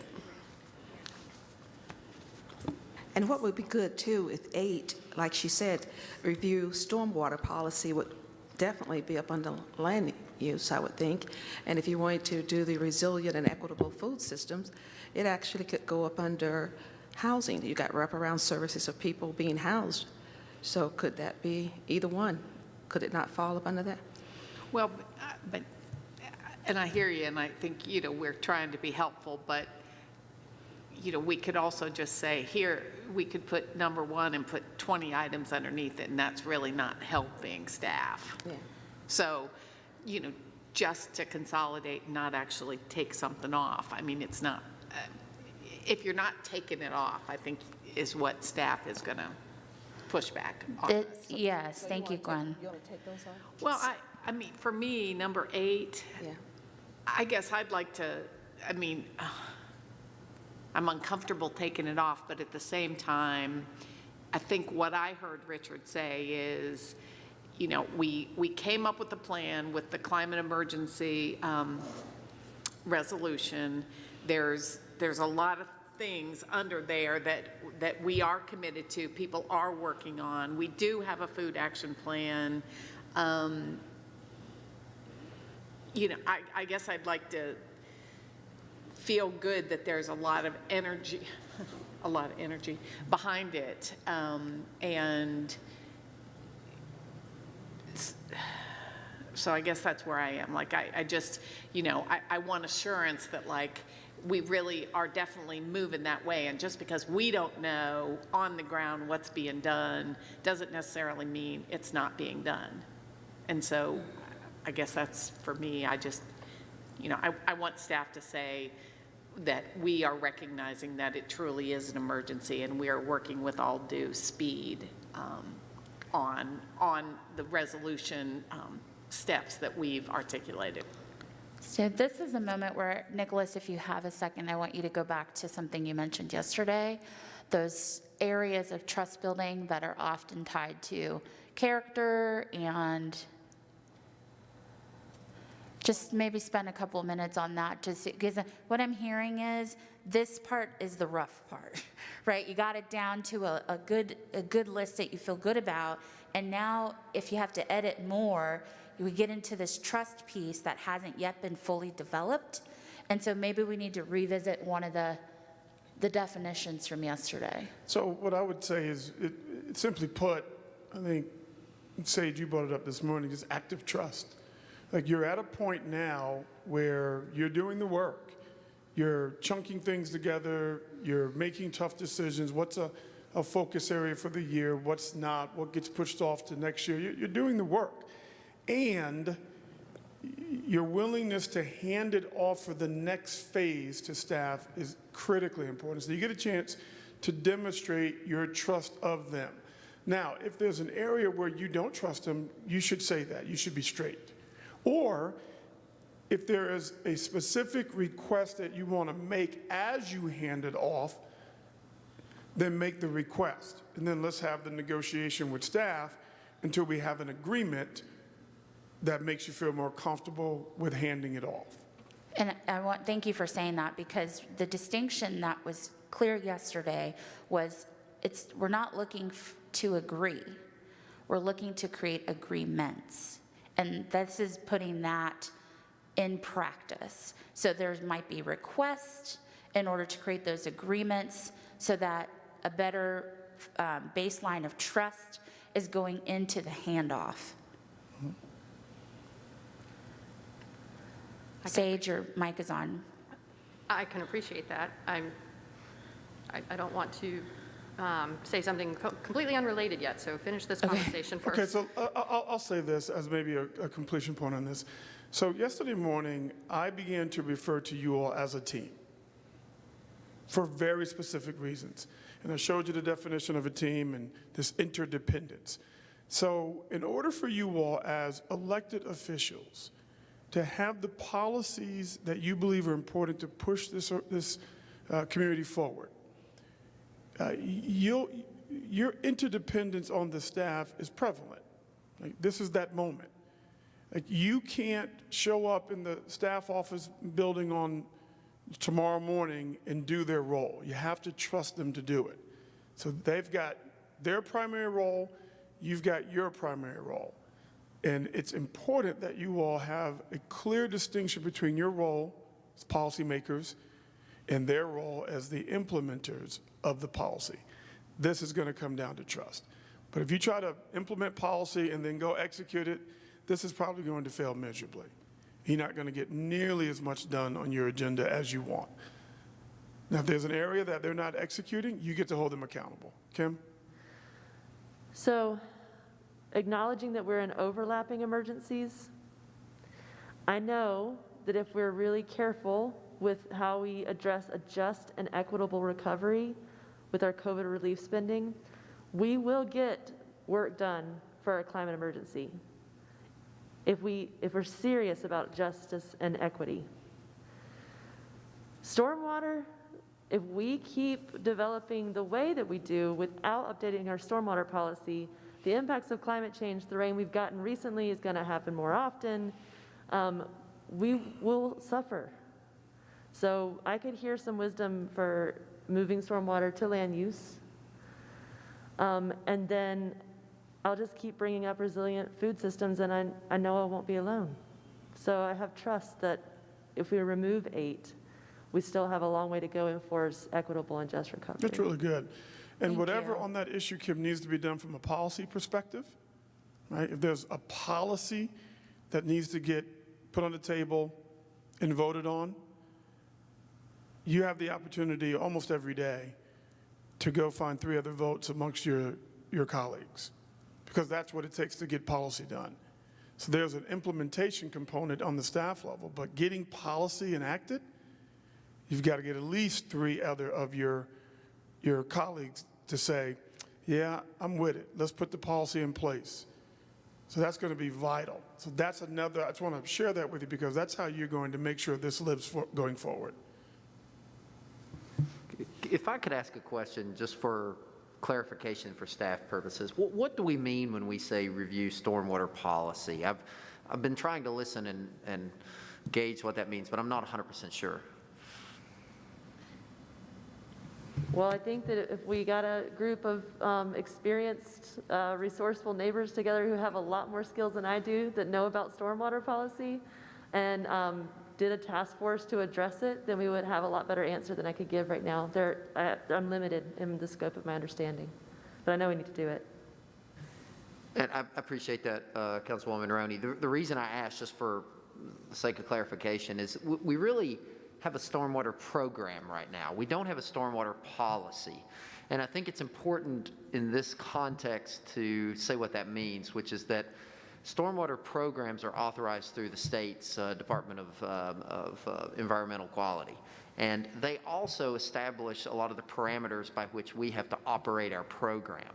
So I think some of the goals that you're trying to achieve, we might have to give some thought of where they might live in a place where we have some additional discretion rather than with a stormwater program. Because I feel like we may be very limited in a policy realm that's so defined by state law. But I think if we hash that out a little more, I get the sense there's some development regulations where some of these things might actually live. But we don't have to go into that more today. It may just inform your decision about whether or not to include number 8 in its current form. So I have to answer other questions, but I hope that was at least somewhat helpful. I think too, we spoke to these annual reports, and if we had been doing that last couple of years, we would learn that we've made strides in the stormwater program. I recall in downtown is our largest heat island, if you will, and impervious surface destination, and we changed those policies. It used to be, I think, if you disturb the land more than 5,000 square feet, then you required a stormwater system, and now that is, I think, 1 square foot. So I want to, kudos to staff for just simply already addressing that as it comes up. But I understand your point, Brad. And thank you, Kim, because I know that was a really hard thing. So thank you, Kim. Thank you, Brad. Thank you, Sage. Sage, I know you have a lot you want to, or not a lot, but a few things you want to do. Just one. I'm going to just name a number to get y'all focused on what needs to happen. We're going to, ideally, I'm not telling you this is, how it has to be, get a goal of removing 14 of these. Removing 14? Yep. You mean 14 subcategories? Subcategories, or if there's, if you remove like a category, you may say like, okay, like, it could be the bold or the not bold, but if you remove the bold, then the whole category underneath it might go with it. So I'm thinking of just the bulleted points. How many are there? 20, 22, 20, Can I ask a procedural question about number 2? of That may help? course. So I'm kind of looking at this like we did the comp and class study. It's done, and implementing it may be done in 60 to 90 days because it's a budget decision. So is it really a priority for the year, or is it a finale of a previous goal? That's great. Thank you for asking. Well, we have some budgetary decisions to make, but I think we also have some policy decisions to make. You know, they presented, do we do it all in one shot? Do we do it in 2 pieces? Do we do it at all? Do we, you know, we haven't really voted on any of that. We've gotten the compensation study, and we know what the number is, but they gave us a lot of options. So, I mean, I agree, you know, whatever decision we make is going to be in the next couple months. But there still are some pretty significant decisions to make, unless I vote on something I forgot. No, you did Okay. not. Is it on the docket yet? Does it have a date that it's going to come before you for a vote? Yes. Okay, then my view is I think your intuition is right. It's not really a strategic focus area for this year. You've done the work. Now you have to make a final decision on it. It might, Well, and we have opportunity to give direction around this in our budget work sessions. Is that okay? Absolutely. Because, I mean, at some point, staff needs to know, like, are there 4 votes for doing some version of this? So that would, to me, be the important reason why it would be here. But as long as we're going to capture it in that process, that's fine with me. Is there any debate around it? Further clarifying questions on item number 2? Is that all right, Gwen, if we do it through the budget process? anyone not comfortable with that? I'm not comfortable with moving it just yet. Maybe Very I'll good. work around to it, but I'm not comfortable Thank you with for moving it. Thank you. saying, Thank you very speaking much. up. So my sense is that I'm sure there's a history to it, but the sense I'm getting as a newcomer to your circle is that you do not trust that if things are not on this list, they will not happen. That's the sense I'm getting, is that this list feels to me like it feels to you, like if it's not on this list, the likelihood that it's going to happen diminishes significantly. I don't know the history to it, but that's what I'm sensing. Well, I mean, this one specifically has a history. I mean, we did a comp and class study 5 years ago, said, isn't that great, and didn't do anything. Did it come up for a vote? No, we said we're broke, and okay, so. Right. Right. So just understand, And just so- because. No, so that's what I'm saying. I Yeah. mean, it's like, certainly to the employees, to staff, from my perspective, just because we've done the study, Doesn't make it so. and we haven't actually accepted it. I mean, That's right. I mean, you know, we've accepted it, like, okay, we've read it, but we haven't voted on it, we That's right. haven't, and this one could easily get buried, and you know, because unfortunately, we've done it before. Outstanding. I don't think I did, I think Esther did. Well, here's the good news. I don't think also- I ever ignored it. Let me Very just good, I say. like it. But So- also, there's multiple choices still to be made. Like that we have, and we're not going to add more bullet points, but we've only looked at a couple of them seriously. So it's got to stay. It's important. So So something else has to go. thank you. I want to offer, what do you all, I'd love your input, just give it to us direct, right? Because we're at an impasse in this moment. What do you all think about, to your point about the compensation study? If it's something that can go on and come off, and so it's not going to be a priority for the entire year, using that approach so that it's both and. You're saying there's some accountability around this. It's very time-bound. We need to see it fulfilled, the policy implemented, we can put it into the category of being operationalized, and now we can focus on these other priorities. So it also potentially releases staff from having, all the priorities being highly focused for the entire time. Maybe there is some switch in and out. I don't know. I just want to offer, since we're at this place of like, well, we've said it before, but we didn't finish. So would that be a model that could work? I'd like to hear from both staff and council, because this is just an idea. So an example might look like, we'll be making a decision about the comp study by June, but then we will have a different body of work for financial staff around COVID relief spending. So it's like, it's in the same lane of Yes. work, but they requires a different amount of capacity depending on what time of the year it is. Yeah, I mean, my sense is, and I could be wrong, Peggy, but, once we give you the go-ahead, frankly, it's going to be about changing people's pay rates.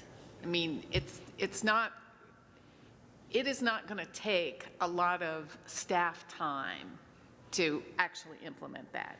I mean, there's going to be somebody in there that says, Joe Schmo's going to go to this, and Susie Q is going to go to this. So it isn't staff resourced. The necessity of staff resources for that one is moderately limited. Am I right, Peggy? You are. If you give us the go, then it'll be a check. It'll be a ding once it's done. So help me understand in terms of a roadmap of from now until we're done here, what else do we have to do and what do we want the final product to be? Is it all we got to do? All we got to do is get this list whittled down to what we're going to do this, in the immediate now. Is that Getting it? the list whittled down so that staff can come back with how it's going to get done, get your approval on it, and a timeline to go with it. Yep. So if that's not where we're headed, because this is really your process, and we're getting stuck in like how many, then what I'm offering is, for example, with the implementing employee compensation study, if that needs to stay, is it a very finite amount of time, and the implementation of the COVID relief doesn't happen until that's done. And I'm not saying it has to be that rigid, but I'm trying to offer an expanded approach with so many things. So is the timeline something so would it be helpful, staff, if we took a break and let you powwow real quick about this situation we just created? Yes. Before we go haphazardly directing you without you guys having a chance to say, if you, XYZ, is that good? That's what I'm hearing. We would Well, greatly appreciate the And, time. I mean, again, from the standpoint of, this is a huge lift. I mean, you're not going to know this. I mean, you're not going to go down to this is going to take 26 hours. But this is a huge lift. This is a not so huge lift. This is, and for me, at least back when I was working working differently, is it concentrated to one group of people? I mean, like if we've come up with 7 things that are all going to rest on a 3-department group, then you need to be able to tell us that. Or if we've sprinkled this all around the city, wouldn't that be great? Maybe the burden isn't as big. So are you asking, Gwen, I mean, in some of these, if it's your priority, we may have to have more staff to do it, if they're all concentrated in one area. And that's what I'm saying. If that's the case, I think that would be the kind of information that we would want to know, so that, because there's a lot of budgetary implications of this, a lot. But if it's, with the current resources and you give us a year to do it, we could do it. Or, you've come up with, half of these items are going to land on Joe Smith's head. Absolutely. And there's no way that Joe can do all that. So that's the kind of information I think for me to, Or conversely, I mean, I'm looking at this list and I'm thinking, you guys are, I know you're already working on consolidating 911 services. I know you're already looking at a low barrier shelter. I know you're already looking at wraparound services for people being housed. I know you, so, I mean, I think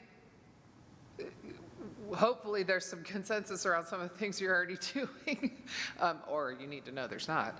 But I mean, so some of it you might be able to kind of reorganize a little bit for us more in the way you're operationalizing it right now. That might make more sense. I'm just throwing that out there. I don't know. So if we take these things, we know that there's going to be budgetary implications, whether it is staff, whether it is material, equipment, whatever. There's going to be budgetary impacts. For example, if we did the COVID stuff, if you take the county's discussion, whenever they discussed it, Tuesday, I believe, they were talking about if we got this amount of infusion of dollars and resources, we're going to need some temporary staff just to make sure that we're managing our resources appropriately and doing the, Tony, what word am I trying to, the management of the resources for the rescue plan and making sure that we are allocating those resources appropriately. So there's going to be a budget ask in order to manage that. We just have to. We don't have the resources. So what I hope that you all will focus on is if you just tell us which of these areas you want us to focus on, we'll come back to you through the budget process and say, and if you want us to estimate, yeah, there's going to be additional resources needed today in order to solidify whether this should be a priority for you, we'll do that today as well. Can I add one other thing as we think about this? I think that a very impactful thing for me right now is what Nicholas said early on, is this is the time and the moment. And so some of the things up here, quite honestly, having been in the city for a very long time, I'm like, if you want to get this time and moment right with the things that we know over the past year, which ones could wait another year?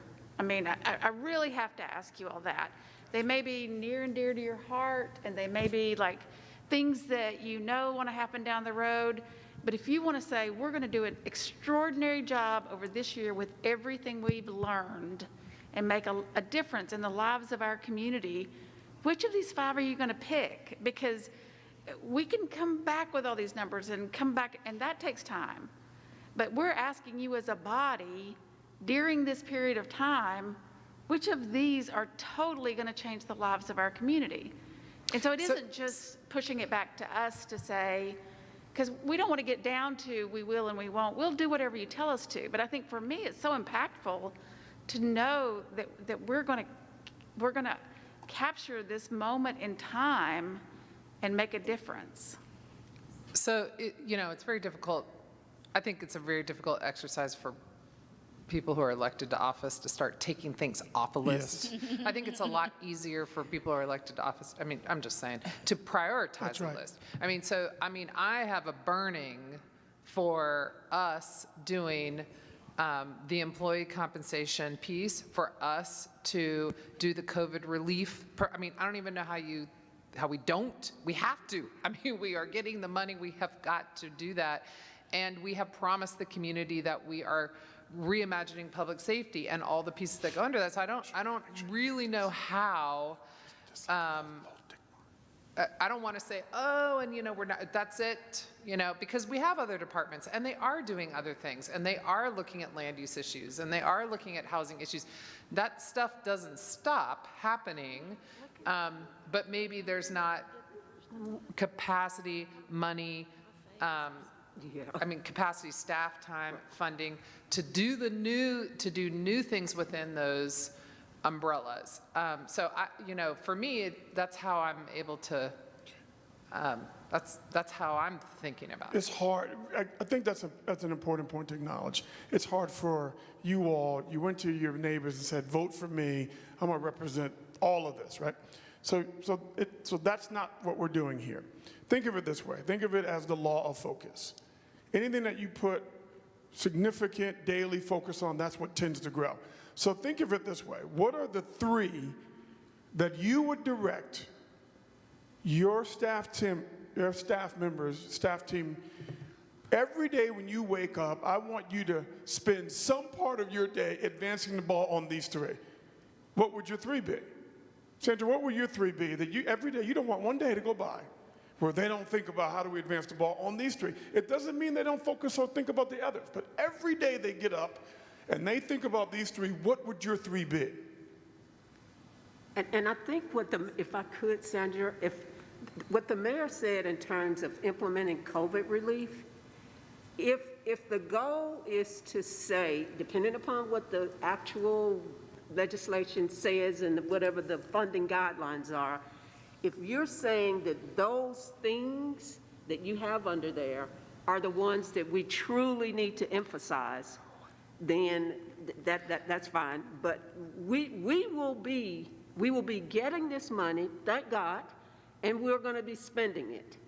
And so I think as a priority, I don't know that it even has to be a priority because by nature, it's a priority. And I'm assuming there's a time wick on that money. You got to spend that money. Yeah, there's 2 tranches, and we have to spend, I think the first tranche is by 2024. So no, that is not a complete list by any means, and that's because we haven't work sessioned it. We don't even know what all that can be spent on. We do know it's going to be transit. We do know it's going to be housing. We kind of sort of know, but we're going to need to get a full briefing on what that is and what the proposals are. I mean, that money is going to be heavily earmarked, so we're going to be very dependent on staff to tell us this is what it fits. Right. This is how you can use it.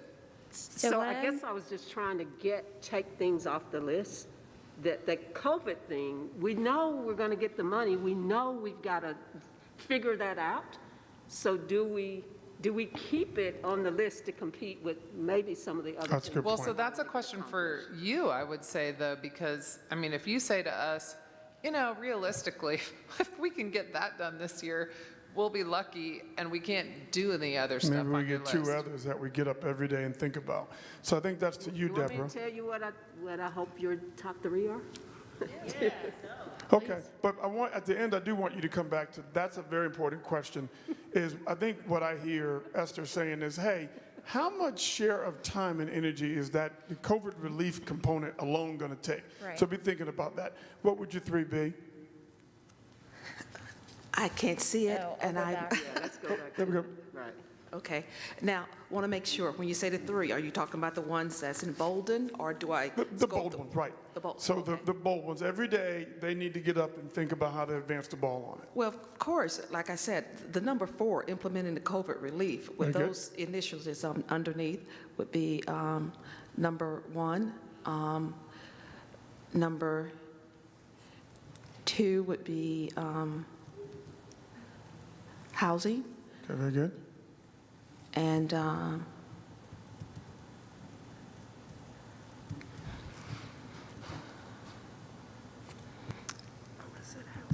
I think the reparations issue would be number 3.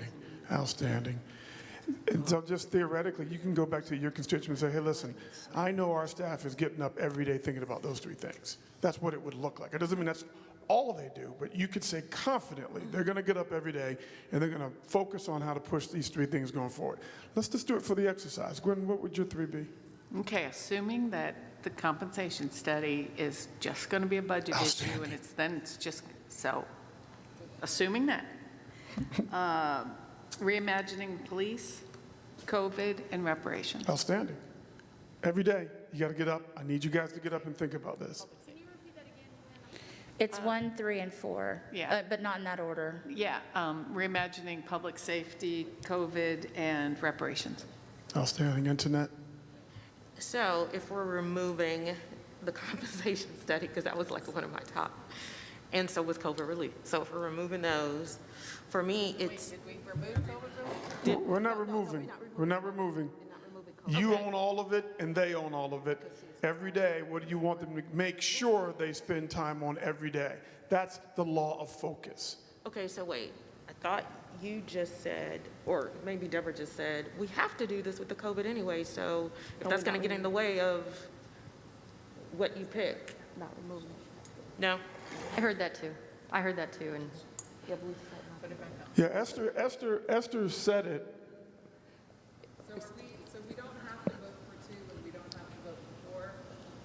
That's really my question. So, Baked into this year anyway?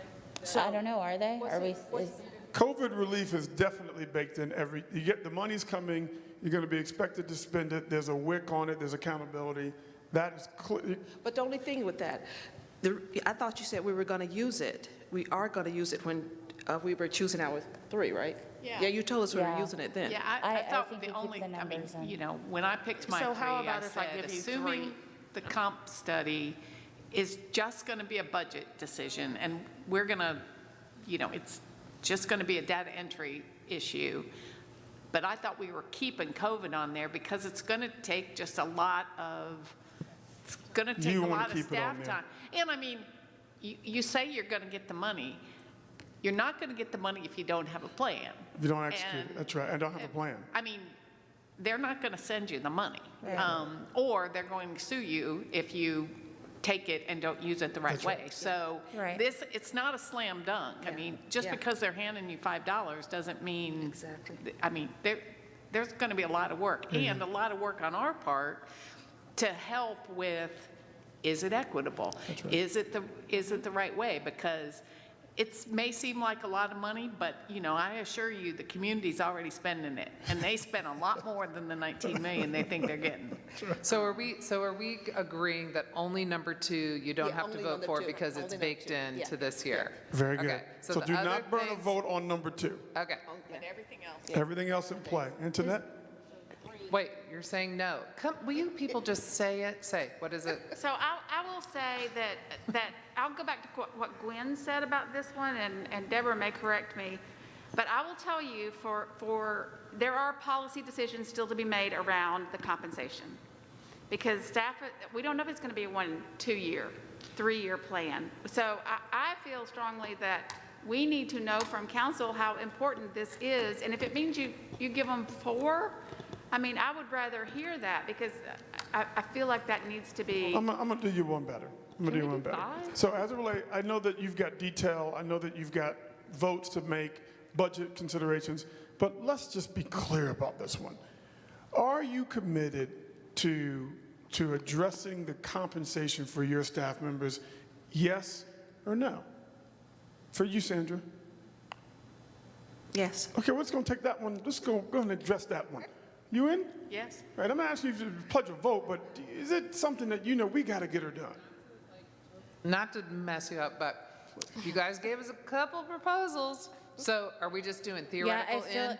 I feel like we're getting. We're like Yeah, it's not, symbolically in? listen, it's not, you're not having a voting? conversation about it, but I think what you're trying to create is a comfort in the staff that you all as a body are committed to addressing the compensation issue for your staff. Yeah. Now, if you're not committed, or you have questions before you can commit, then we got to say that. I'm just saying, are you like 4.5 million committed, or are you 7.8 million committed? I'm just trying, I guess share we're not that. Yeah, doing but that. even That's in- that's bigger- even- that's in the even weeds. if We that's can't- the case, Esther. Or some level I of mean, even, no matter what we say, if you say you're 4.8 or you're 8 million in, from a staff perspective, once we give them that direction, it becomes a data entry issue. No, I'm not debating that. I'm just saying, I mean, I'm not saying the implementation is difficult, or I'm saying if it's a large budget item and it will offset other things. This is why I don't want to remove anything. So I want to back it up for a let's not second. remove it. I don't want to I don't Is that all right? remove anything. We have 7 bold items on the page. I would like to start over and have folks pick your top, no, I would say 3 or 4. I see a number for 5, so we're going to compromise for 4, and we might need to debate 1. But the whole idea is to not automatically remove, because we're actually shifting the process to get authentic debate, authentic voices in the room, straight talk. So I really want to make sure we're maximizing that and not just jumping over it, because then there might be salty feelings later. So let's just go with your top 4. We may need to debate 1. Yeah, and it's not remove. The language matters. You're not removing something from the list. So let's go back. This is good. We're going to practice this. So you've named your first 3. You can shift if you want, but you get to add 1 more now. Okay. Like I said, go down the list. Reparations, COVID, housing, and reimagining public safety. Outstanding. That's the 1, number. 4, 5, 3. So I am compensation, reimagining, COVID, reparations, not necessarily in that order. but- Outstanding. Thank you. Internet. 2, 3, 4. I did 4. 2 to 4. Reparations, COVID, reimagining, compensation. 1, 2, 3, and 4. We're good. Internet. Reparations, implementing employee compensation study, implementing COVID spending, and housing. 1, 2, 4, and 5. Outstanding. Well done. Sage. I'd like to share that I think we should have 5 and could handle 5, however. And in tune with knowing number 2 is going to happen, my 4 are COVID recovery, housing, reparations, public safety. Outstanding. Kim. But I also value the comp and class. Okay. 4, 5, 2, and 1. She did 4. Okay, good. Did you, I'm sorry, can you do yours, what they are? Yes. Oh, I didn't know if I was self-ranking, but if I want to go down that I've been doing it the way people have said it to rank it for them. So 4, 5, 2, and 1 is how I heard you rank it. COVID, housing, reparations, public safety. 4, 5, 1, and 3. 4, 5, 1, and 3. Thank you. Kim. Acknowledging that we haven't really talked about what invest looks like in divest invest. So we have a long way to go in that. And ensuring an equitable and just recovery. 1, 4, 3, 2. Very good. Very good. Thank you. Esther. And so Sage, on yours. Sage, thank you. On yours, you really wanted to add that comp and class? I did. I'm assuming that it will happen as a budgetary item. It sounds like you're supportive of it, you just don't want to. I'm absolutely supportive of it, and those would be my 5. Okay. You want all the cake. It's very well done. Hey, I actually want to point out She that got the 5th we one in. started with 13. You might as well just throw Very it. good. I think, have we ever had a council get it down to 3? Last time was 13. Well, and that's challenging.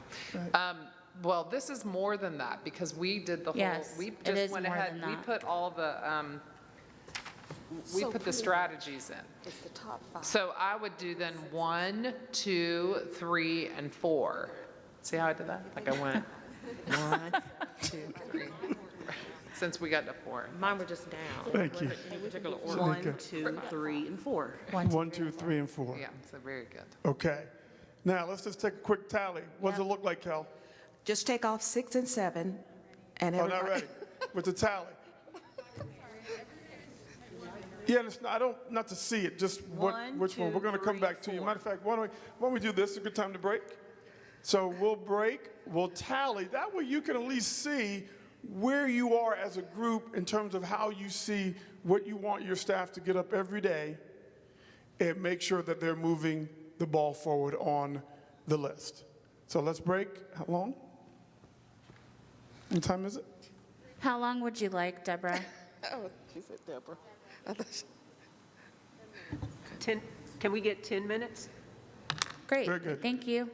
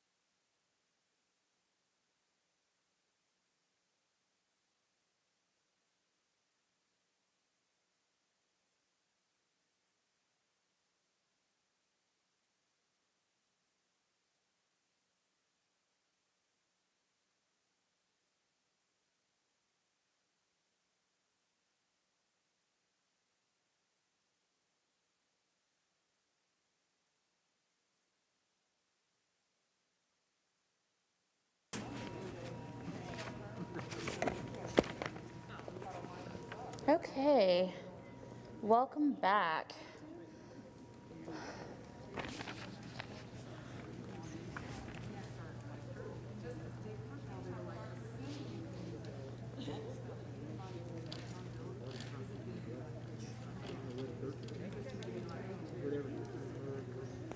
I can see some are in a little bit into the depths of the weeds. Some are sharing knowledge, checking voicemail, email, socializing. Let's regather. We're at the finish line. We're less than an hour away from calling the retreat complete, at least this version of it. So thank you, Kelly, for getting the numbers together. As you can see, if you remember my presentation yesterday, I talked about primary, secondary, or equal primary priorities for policymaking, and it looks like you hit an equivalent between reparations and implementing COVID relief spending. So that was unanimous. Give yourselves a round of applause for that. So the number is the votes. Yes. Can you see I don't the think that was numbers? clear to everyone. Sorry. So if you look up there, there's a little number next to the headers. So reparations -7, that was 7 votes. And then implementing employee compensation, 5, and we're not calling them votes, that's the wrong word because it's not a vote, but it just, agencies, speaking up to what is important to you in terms of priorities. There's no votes. Reimagining public safety, 6. Implementing COVID relief spending, 7. Housing, 3. Land use, 0. And expand partnership opportunities with Asheville City School through partnership, 0. And So that's, I'm Go a ahead. little worried about that. 7, if you could just clarify for me, Deborah, is that supposed to be different than the United Way initiative, or is that the United Way initiative? That's the United Way initiative, but just because it's not one of your priorities doesn't. Right, I mean, I'm just wondering if it should go down under ongoing lists, since we're not voting for it, because, I don't know about you guys, but I just assumed it was going to happen, so. I think that's a good Whereas I understand suggestion, these Mayor. other 2 things that didn't get enough votes are. I think that's a perfect suggestion, because we'll be coming back on the 13th to actually ask you all to take action to determine whether you want to do the partnership or not. okay, so we're gonna move.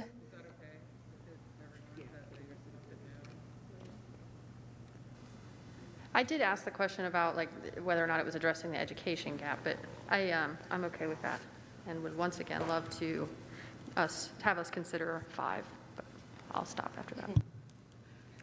5 items, is what you're saying, 5 priorities? Yes, ma'am. Does anyone have a question about that? Want to unpack it, debate it, or just say, no, we're good? So Partly for that's coming from a place of understanding that 2 and 4, as we discussed as a group, are intrinsically happening by default or in near future. Intention. So I just want to take a pulse. This was your process. Everyone had a stake, used their agency to speak up. Anybody thinking man, this isn't what I was expecting? So, again, I think, and Kathy is working on some of this already, underhousing. yes. The shelter piece, working on that. The wraparound services for people being housed, working on that. Already conversations happening with other providers. Deborah and Avril just toured a BPOC, the county's facility on Biltmore Avenue that houses those experiencing homelessness that need additional wraparound services. So, I would take those 2 bullet items out from housing because they're gonna be happening under 3 and 4. They're just gonna be happening under 3 and 4. So what Because I'm hearing you say is, we've sort of duplicated our statements here. I think so as well. I think that housing, and it actually didn't make my list because I think it's going to be covered under reimagining, It's going to be covered under COVID, and it's going to be covered under reparations. And our ongoing policies that we have, that's underway currently. So it will do be the covered. bullets under housing, Deborah, and tell us would you allocate all of them under those other categories, or just some of them? Okay, so I am really challenged visually. You're going to have to put it on the, okay. Okay, so she's going to.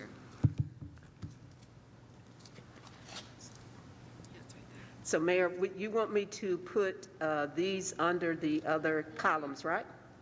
Only if I'm only saying, does it naturally fit? Is it in your mind already going to happen? I'm not adding I'm not adding to a to-do, you know? You're not adding to a to-do under the majority of the housing.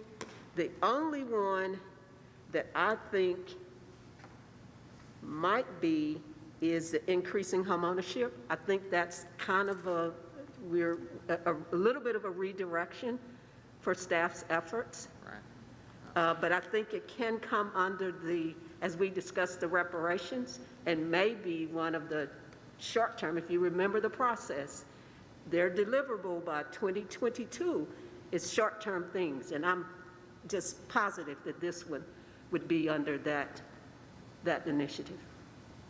When I say they, I mean the commission. Man, could we take the under housing, could we take shelter as a basic right, adopting a policy of housing first? Could we put that under either 3 or 4? The reason I paused is because I realize it needs to be a sustaining value, a sustaining. I can respect where we're going with this, though, and we did also equalize policies in housing around ownership and rental. So to your point, it is in play already. And I as someone that brought it up, can agree that shelter wraparound services could potentially go under 4. And I can't believe I'm going to say it, but then we could pull housing as a priority. I get that. These are the hard decisions. It's just a hard thing to say out loud. Yeah, it's very focused though, and I appreciate that you're putting in the work to say like, wait a minute, okay. All right, so it looks like Deborah's working on what you're asking. When she's done with that, one of the things the team wanted to bring the staff is basically deliverables, right? So it's one thing for council to do the work to get the priorities really crystal clear. It's another thing to say these priorities go back to these 8 categories, and this is the timeline we expect to deliver an update on what's already operational, and budget-wise and staff time-wise, what it's going to take in capacity to fulfill and implement on these priorities. So she'll be talking about that shortly. Nicholas, did you want to add anything before you step into the moment? Great. Can I ask a question? Please. In the spirit of if we're removing housing or like not prioritizing it higher, one of the things that we might want to say out loud is eviction protection under COVID relief. I know it's going to be, we can keep adding to that list forever, but I know it's part of an equitable just recovery. I think it's really great that you want to name it, because if it's invisible, it can go overlooked or just, so I think that visibility piece, which is what every community member wants in our town, is to be visible. I think naming it and bringing it to the surface is really powerful. So Deborah, I'm gonna, yes. We're gonna do these updates, and then Deborah, I wanted you and staff to speak to next steps. So there's been some changes. Do they look the way they need to look? Housing has been reimagined another. Those of us that voted on housing, do we need to reallocate?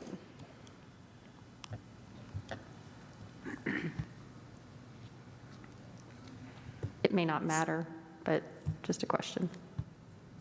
Yeah, I think maybe we get away from number 1, number 2, number 3, that we just simply say, you have 4 priorities going into 2021, and under these sub-bullets are things that we're going to emphasize in terms of work and focus from a policy perspective. These are the outcomes that you all are expecting as it relates to integrating these kind of tactical things into those major categories. I hope that made sense. But in terms of next steps, and I'll need you all to kind of help me a little bit. I was thinking about, as part of the manager's report on the 13th, to come back with kind of a summary of what you all did, what the priorities are, hopefully even talk about accomplishments, talk about, and when I say accomplishments, to make sure that our community understands that we're not stopping anything, unfortunately. We're going to have to continue work, but a lot of our resources need to go to these things over the next year. What do you all think about that as part of a manager's report? And you would get it as part of the check-ins. You get a preview of what we're going to say. Is that a format you think is appropriate, or you want us to do something different? Okay. So we would present, as part of the manager's report, the results of your process, your priorities, would identify, here are ongoing things from the last list that you did. Here are the new things that you did as part of your retreat this year.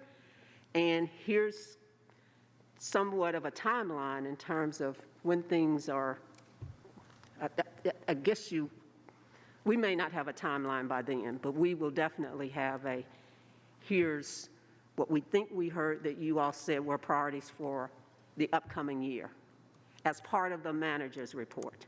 So are you proposing a process for holding us accountable to doing this, and you would make this manager report at every meeting? Or are you talking about just initially? I'm just talking about the April 13th meeting. So to announce that we. Yes. Okay. So in the past, the way we've done this is staff has, they come up with some interesting graphic, first of all, to symbolize what we did, which apparently might be a tricycle. So with 4 wheels or something. Right, But, a tricycle with a little basket on it, so you can right, put 4 tricycle with a basket things. and a little bell. But it's usually come back to us under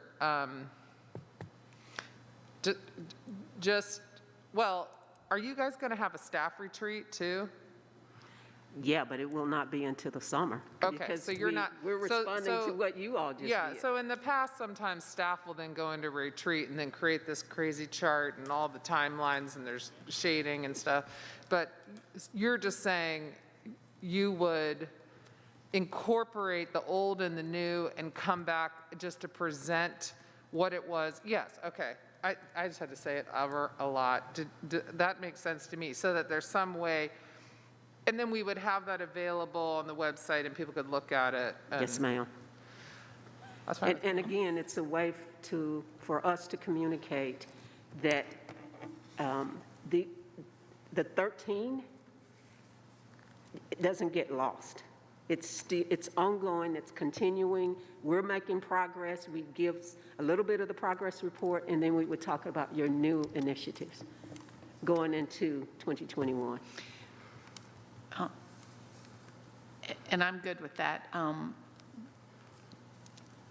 I would just ask that we maybe not get into the Details. the bullets. I agree. As much, because there are some of these that I would prioritize more than others.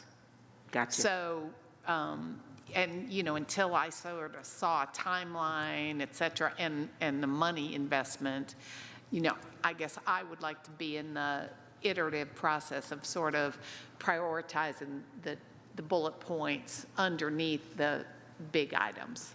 Absolutely, especially on the COVID one, Yeah, I because was we gonna just don't have the Well, guardrails and to yet. flesh it out, because we don't even know what all can be or should be included under the COVID one. We don't want people to think our reparations one is limited only- to these. that's right. So to be, now I do think that we should sooner rather than later do some kind of a work session around the COVID money and have a discussion about that. Absolutely. And I worry a little bit, here we've spitballed. This is what happens when the spitballing turns into a thing and then we voted on it. The participatory budgeting piece of it is the expectation that happens like bam, and incorporated into this budget cycle, or is the expectation, you know what I'm saying? I'm sort of saying that rhetorically. I don't know what the answer is, but we tried this once before. We voted on it as a priority before, and staff tried to do it before, and it didn't happen. So, I don't want to sit there and say, well, we, voted for this, now why isn't it happening? So. Well, that's why I think certainly until we do get together back as a group, kind of working on this, a work session, I guess I wouldn't, these bullet points should be kind of, these are, sort of first thoughts about what we may do, but like we haven't completely invested in them yet because we don't know how much they cost, we don't know what the effort is, we don't know really even what it means until staff fleshes it out a little bit. So I just, again, just be careful. I mean, I just want people to understand sort of the amount of work that went into coming up with this list isn't nearly what it's going to take to implement it. So we just need to present it that way, that this is very strategic as opposed to, we're committed to each and every one of the bullet points. That's correct. And staff will be coming back with a much more detailed work plan as well as costs, particularly through the budget process. And we will be holding work sessions and could hopefully integrate those with the budget work sessions on COVID. Because unfortunately, we just don't have enough information right now to lock down a specific initiative. I have a question about that, actually. Didn't we have a budget work session kind of loosely penciled in as like if we need more operational? Yeah. I think we should pen it in. I agree. Yeah, that's a good point. And it was going to be in April as well. That's why Tony's here. And I want to ask, and not necessarily for an answer now, but maybe something to take with you with your future meetings. When you're in this process and you come away with, which is pretty rad that you guys accomplished this, with priorities that are about policy, where is that margin? I think you said it well. It's like participatory budgeting and engagement ambassadors. There may be 4 iterations before one actually sticks. And it doesn't mean that the 3 iterations prior to the 4th was this failure in or towards community. It means that it is a collective iterative process that there just has to be margin for. So I'm not suggesting that I know more about a city budget or anything like that. I do want to offer the communication between community members, council, staff, that congruency can all uplift us all, as Sandra said before, if everybody's just kind of knowing this isn't set in stone, there's a process to even getting there, but in that process, this is our aim and we will arrive safely at some point. Maybe not the first try. Okay. Deborah, did you want to finish with any of the next steps before I hand it over to Nicholas? As long as council is comfortable with me kind of just summarizing this, bringing it as part of the manager's report, just have one. at our next meeting. I only have one comment, and it's in the vein of supporting the comp and class study and the message that we're sending to staff so right now I'm looking at this and I'm seeing, since we pulled the housing, it looks to me like if we all had our votes on the board, there would be full support for all 4 of those. And that intention of unanimous support is the message I want to make sure is clear, that, we all support. Like I would have moved to the comp and class. And if the messaging is important and that's what we were saying earlier, then it might be worthwhile just saying, there are 3 votes that are missing and the only place they can go are on 2 and 3. So essentially we have consensus on these 4. And I think that it's important also, absolutely, but it's important also to say that these really aren't in priority order. These are your priorities. And so the number of votes, we will not be presenting that, but I think for those who are watching this live, I think that's a very important statement to make, that so if housing is not removed but integrated into the top 4, that those votes for housing would go to reimagining and probably COVID already has it, as well as the comp study. So it's unanimous for And I think these that's 4. it's an incredible message. Okay, Thank you. you're welcome.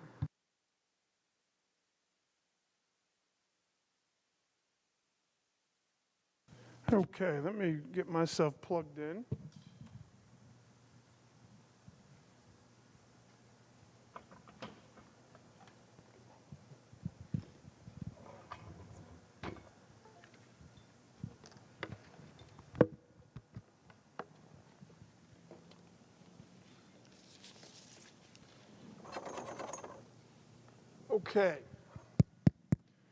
Okay, just like that.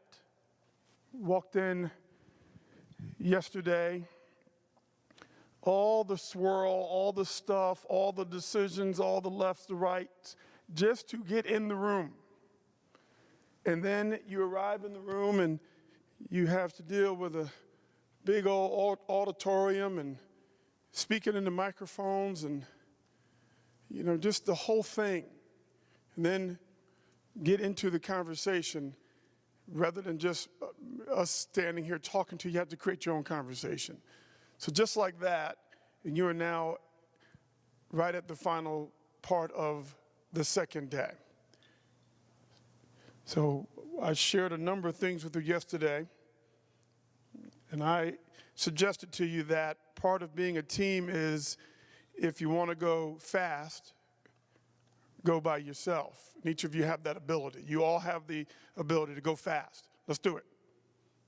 But if you really want to go far and you want this community to go far, you got to go together. So you all have exhibited, in my mind, you've done both of these things. I said, we really can boil down all that we're going to talk about into 2 buckets. Let's work on us, work on the team. Not only did you do it yesterday, but you continue to do it today. That's a fantastic thing. And I think you said this morning as part of your check-in that we're not going to be complete with becoming a team by the time we walk out of here today. You remember you said that?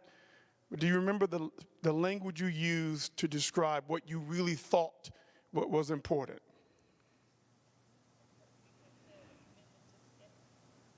Sorry, I'm mirroring Esther. A commitment to staying in the team space. That's right. A commitment to staying in the team space, because that's where greatness as a team lives. You gotta commit to stay in it. So I've watched you all day do exactly that. As you started to work on the work, make decisions for this community, you stayed in the space of team. You never separated yourself from that. You did the work together. That's a really, really big deal. And if you can take the spirit of that and incorporate that into how you do your work going forward, then I think you're going to help this community get a lot further along. And I think you're going to be very proud of what you create together. Yesterday, we talked about, I shared with you what we've learned about how good teams become great and how good teams become bad teams. And we just gave you that and said, look for yourselves in that. And one of the questions I asked you is, so given these dimensions, given what you know about this team, given what you've experienced, what do you think will be most important, the dimensions that this team must actively practice? This is what you said. We asked you that question. The number one dimension that you believe was going to be important for you is to actively build trust for each other. Again, you've worked on that today. I've watched you do it. He said, number two, clarity and alignment. Now think about that. Let's work on trusting each other, all of each other. And we're going to have to work on clarity and alignment. So for the most part, what you've worked on today is clarity and alignment. Is that clear? Is it clear? Hey, I have a question. I'm not sure I understand. And then get yourselves aligned. Outstanding. Connected relationships, the foundation for it all. Straight talk communication. Excellent. The ability to lead me. Let me be versatile. Right now, what does the situation call for me to be? And then be willing, in the spirit of team, be willing to do that. Accountability. Execution. Extraordinary results. So I wanted to replay that to you. That's what you said yesterday. And then today you started to walk the walk.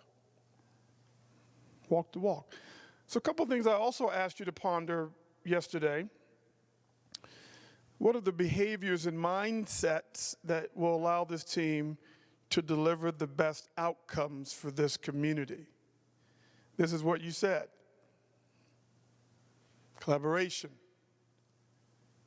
The team is prime, flexibility, truth-telling, decisiveness, follow-through, information sharing. Don't hoard information, share information. Embrace the process, not the results. Lean into the process. That was today. When things got a little messy, as you said they would, maybe even a bit uncomfortable, I believe, as I shared with you yesterday, that discomfort is underrated. A lot of really important things emerge from discomfort.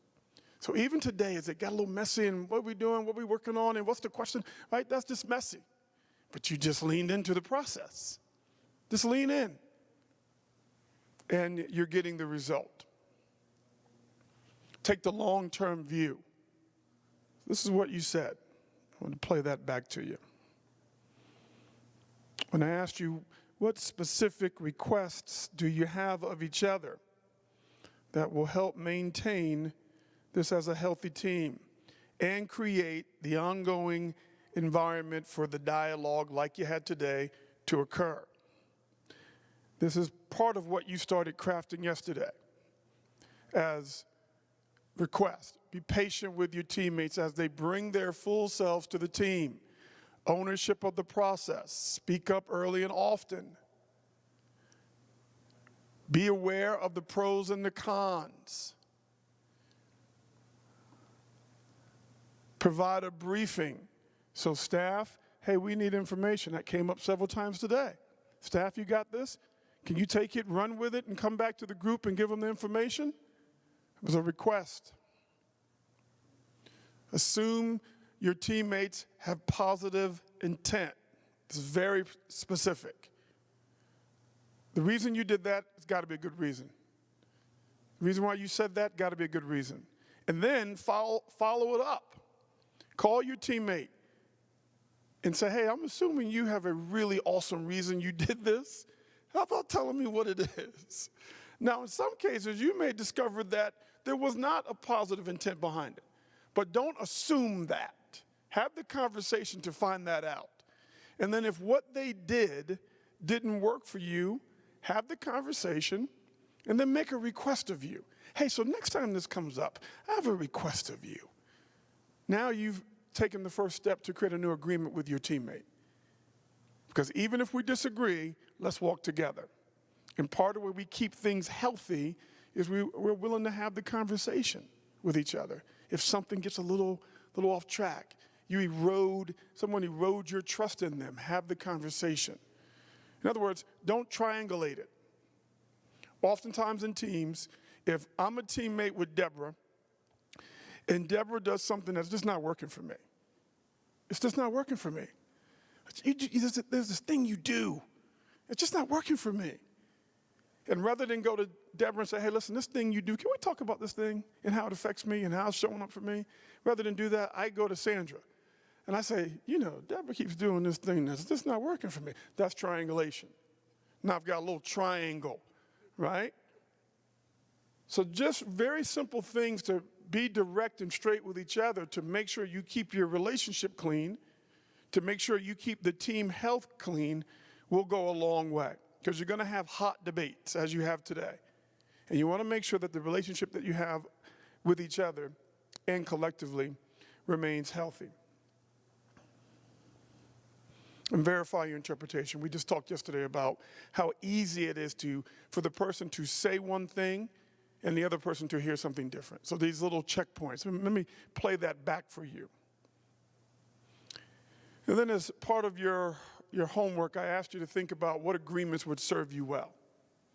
So I want to, as we begin to close out for our time together this week, I'd like to have you all share what you believe an agreement that we can put in place that would help ensure our health, help ensure that the space that you're doing the people's work in remains conducive for the work to occur.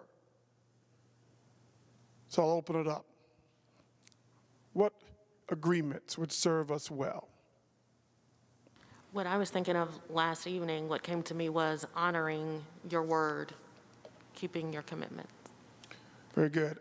So an agreement is honoring your word, operating with integrity. In my mind, when I say integrity, I don't mean morals. I mean wholeness. Meaning when the words match what actually happens. That's integrity. The words come out, and then what happens next matches it. Now, let's say you make a commitment. You give your word. And then you can't keep your word. In that moment, how do you honor your word? If you figure out you can't keep it, and that's going to happen, how do you honor it? You communicate that you're no longer going to be able to do what you thought you were going to do. And here's why, even. Right. It's very simple. Hey, I know I committed to have this to you by 3 o'clock. I'm unable to do that. I'm really sorry about that. You clean it up. I'm really sorry that I wasn't able to keep my word on this, keep my commitment on it. And you may or may not share why. I had 8 things came in that I didn't know were coming. And then you immediately enter into a new agreement. Hey, can I get this to you tonight by 6? Now you've honored your word. So now you're still operating with integrity into your word. Reaction to that. I think that being your word, operating with commitments, honoring your word for any team is important. Because when people don't keep their word, what happens to trust? Up or down? It's going down. So it'll start to erode trust. So what's your reaction to this recommendation as an agreement that we have that we're going to honor our word by working to keep it, and when we don't, we're going to go in and clean it up and own it and make a new agreement? Sage? I think it's a great one. You I support it? I absolutely support. Love it? Love it? Work for you? Work for you? Okay, great. Simple, but very, very powerful. Some of the most powerful agreements are very simple. Who else? What agreements do you have? Do you recommend this group take forward? Something Vice Mayor Smith said yesterday struck me and stuck with me all night. So I think honoring or respecting and understanding how each team member receives, processes, and decides their positions. I say that, Vice Mayor Smith explained she likes to sit with it a minute. I'm more of an on the fly. So I think honoring how we each receive and process information. Very good. So one of the mindsets that you listed yesterday was being willing to have space in you that allows your teammates to show up in the way that in that moment they need to show up. You said it so much better, right? yes. Well, that's just verbatim what one of you said. So that wasn't mine. But it's clear, right? There are going to be times where there's a certain way that one of your teammates really does like to process and come to a decision. So to be willing as a good teammate, part of being a good teammate is to allow your teammate to do it in a way that's not the way you would do it, but the way they do it, and have some space in you for that. But related to that, I think it's important that our relationship to one another not be imposed on the staff. So if we have issue with each other, I don't think it's fair to say to the staff, I don't like this person, I don't want to be in the same meeting with them. But I'm not going to go tell that person. I'm just going to tell you, staff, you're going to have to accommodate my concern. Or, I don't like the way this person processes or requests information. I'm going to make a different way to request information. And staff's like, made to order, having to deal with the made to order or something. So, I think we have to be mindful of the delicate position they're in and how tough we can be sometimes to manage as a body. Okay, so that's the voice of a veteran, isn't it? You've seen this before. So I'm hearing a couple things.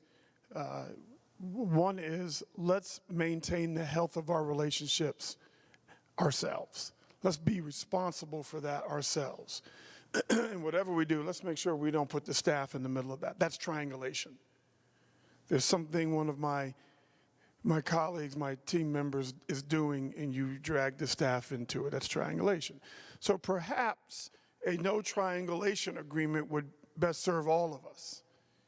What do you think about that? Let's have a no triangulation. Here's how this would work. So if you agree to have a no triangulation agreement, in other words, if you have some issue or something you need to talk about with a teammate, any teammate, you go to them directly, right? That's step one. Step two is, if you forget the no triangulation agreement and you go to someone else to talk about someone else, that person now has a responsibility to tell you what? Yeah, hey, I appreciate you coming to me, but I think it might be best if you go to her and have that conversation. Oh yeah, we do have that agreement. Okay, thank you for the reminder. And then you hold them accountable for the agreement we're putting in place. That's integrity. So what do you think about having a no triangulation agreement as part of the way we operate, keep our team healthy? Could I say something that... You notice that, Sandra, I come to you, I'm like a card deal. I always do it on my left first. Sometimes it's difficult for staff to intervene with the council issues. Say, for example, staff has an issue with a council member, right? Most of the time, we'll go to the mayor and say, Mayor, we're having this concern. Can you help me? Is that triangulation? Absolutely. 100%. But I have to respect, I have to respect the... If she's in, would that be if the mayor, she's sort of employed by... Yeah, she's the keeper of... No, I wouldn't say it's triangulation, because what you're telling me to do is go talk to everybody about a thing that's happening. So maybe. But, That feels, I'm just giving my reaction now. It's yours to make, but my reaction from a pure team perspective, and I know that the way this is set up, you may have to make whatever adjustments that work. But if Brad is teammates with Sage, and Sage does this thing, Brad is an accomplished adult team member. His ability to go, hey, Sage, come on, let's go to you and maybe we need to have a cup of coffee and have a conversation. That from my perspective, I would expect teammates to be able to do that. Now, if there's some formality to it being routed through you, then by all means, that's unique to this team, and you should put it in place. Yes, and I would like to formalize that if that's the case. I think Brad and Deborah are unique. sort of unique. I don't think that that would be fair exactly to beneath that level. I mean, putting myself, if I were below that level and I wasn't, you know, it wasn't boss-employee relationship, I think it would put staff in a tough position to, you know, put the onus on them to go and I mean, you know, for I don't know, Kathy, well, that's hard because we have a great relationship. Hopefully she would tell me anything. But if Richard had a problem with me, he's probably going to be fairly uncomfortable coming directly to me. He's probably going to be more comfortable going to Deborah. Now, from my perspective, Deborah doesn't have to go to the mayor. Deborah has my permission, certainly, to come directly to me, and I would expect her and the two other direct reports to come directly to me. I don't need, the mayor does not supervise us. Oh, very good. And Right. so, Can I, you're not the boss of me, Esther. But so, I mean, I think we'd have to sort of think about that. Well, and I will say, you know, this is going to take a while if we really wanted to like put this in policy or something, but you tends to, the tendency for me to have to get involved is if it's like an agenda item or you know, something more like that. Not so much like, this person bothered me, go tell them they bothered me, you know. So. I just want to share that I shared with Peggy, like, what you said yesterday about getting more information if I don't understand the question, and teaming that with assuming good intent. I'm curious and would like to know more about, like, what are you imagining a better outcome right now when you're asking for this agreement, Esther? I don't understand what because it is politics, you know, people are fighting for their lives. You mean, out here. I just brought up the issue around not putting the staff in between any conflict we're having. Right, and we can only instruct the top 3 staff anyway, right? Well, yes, I mean, yeah, and I'm speaking to that. I don't know that if someone who works under the 3 we work with is having some problem with someone on council, they'll let Deborah know or. Because sometimes there's going to be really intense conflicts, and we also have to make sure we have 4 votes. I'm with you there, Kim, because I'm thinking if I need to call Esther and say, hey, I really want to move this agenda item, I support this, but I know it won't come along, Kim won't come along unless X, Y, Z, I'm not triangulating, I'm trying to accommodate. Policy. No. I want to be clear. Well, I want to be really clear. Absolutely, very good. Okay. Yeah, it's not. I'm very that's not literal. triangulation. Thank you. It's and remember, we're on the team health side, not results. We're on the relational, what keeps the health in the relationship, not around how deals get made. This is your mayor, so you're going to have a lot of conversations and say, hey, I have this idea on how we may be able to get this policy going forward. I want to start with you. That's not triangulation. Thank you. Very good. Is that clear? Yeah, and I mean, you wouldn't, I mean, you know, when I think about like who I can get on my, you know, agreement, I mean, I have conversations with other council members all the time about, well, you know, do you think so-and-so would, or, you know, what kind of blah, blah, blah. I mean, but I am kind of talking about somebody else. I mean, realistically, I'm talking about somebody else, or I'm talking about a staff person, and I'm saying, you know, how do I get this passed? So, not passed, Policy. I don't mean, but. Policy, not relationship. The key to when I'm recommending or asking you to consider not triangulating, I'm talking about the relationship. Talking about policy and hey, let's brainstorm together on how we may be able to get Sage in on this vote. That's doing business. You got to do that. But it's the relationship part. And I think, just think about this fundamentally. You know, if you have some relationship breakdown, it typically does not resolve itself through a third party. Even in marriage counseling, you go together. So you have to have whoever you have the issue with in the relationship, you have to have interface with it. That's what I'm referring to, not doing business. You're going to have lots of conversations that don't include the person directly. When I make you mad and you call me up and you say, you made me really mad, like that. Right, very good. Now, I'm fully aware of that, let's be clear. The handful of times this may have. Let's be clear. but you're still How not the did boss of me. How did that happen that you can be very straight with her? Because then we still love each other. Right. Very And good. then, And I then mean, we have a beer and then and we, I that's- mean, you that's know, all. we worked on the relationship. We worked together for a long time, and Been in I marriage mean, I think counseling at the for beginning several it was. years now. They sound like a married couple. It is. It's awesome. Yeah, we do kind of. That's right. So it is, of course, I want to point to it just so we see the connection. And this is one of the reasons why having triangulation does not help you move forward. It's the relationship part that they're citing. Because they have worked on this part, they have this. And because they have this, when something arises, they can be very straight with each other. So when you have the relationship and you have the trust, you can be straight, which means it's efficient. There's no reason for you to call somebody else. It's efficient. Hey, there's this thing you did. And that's it. Okay, well, I'm sorry. I didn't even realize I did that. It just doesn't say that part. Oh, my bad. I won't do it again, right? So, but that's the relationship. So one of the reasons why I'm asking you to consider going to each other directly is because that's the beginning of the relationship getting deeper. So I will accept third party. I'm going to get in the car tonight. I'm driving back to Charlotte. This is going to be yours to take forward. But my recommendation is this whole routing things through. I would expect Richard to, if there's something you do, I would expect for him to call you.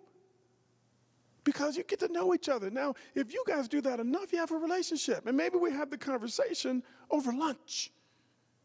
Now we're going to talk about whatever we got to talk about. That, okay, I won't do that again. We have an agreement. I'm not going to do that because it doesn't work for you. And I want it to work for you because I want to be a good teammate for you because I need you and he needs you. Now we have lunch and we spend 10 minutes talking about that thing. And then we spend 45 minutes being in a relationship. Now we're on our way to having what you two just described. That's why when we triangulate, there's no shot for that to happen.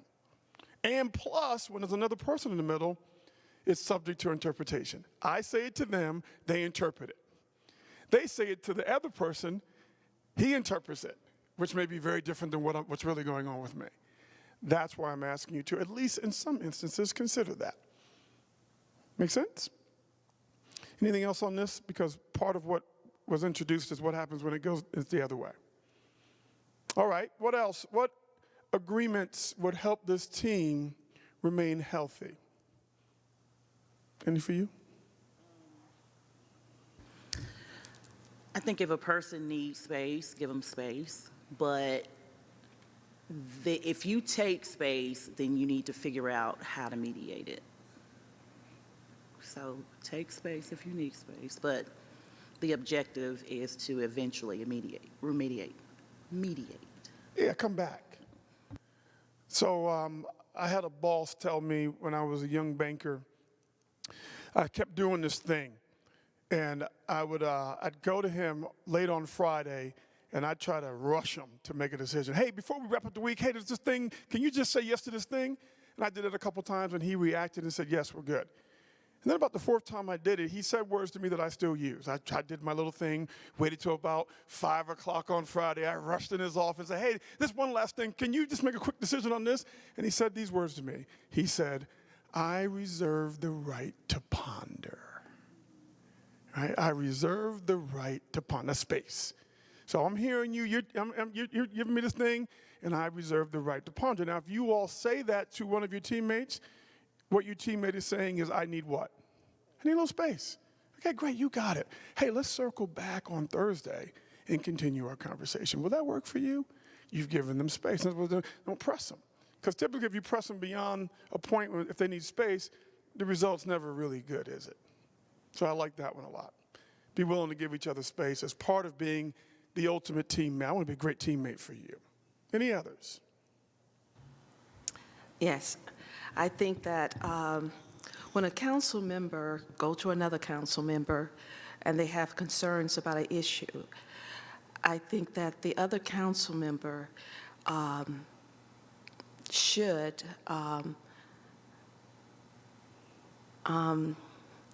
make some time for that other council member to listen to what they've got to say, rather than just dismiss it as, it's not my cup of tea, so I'll just dismiss that, whatever. Spend a little bit more time with that council member to try to understand why they feel a certain way, rather than dismiss them. Very good. So I think that's really important. As a teammate, I've got space. I want to hear your point of view on that. Let's agree perhaps to call that being a curious sponge. Who was the person that we started drawing this square? It was you. You said, I have a curiosity about the other person's point of view.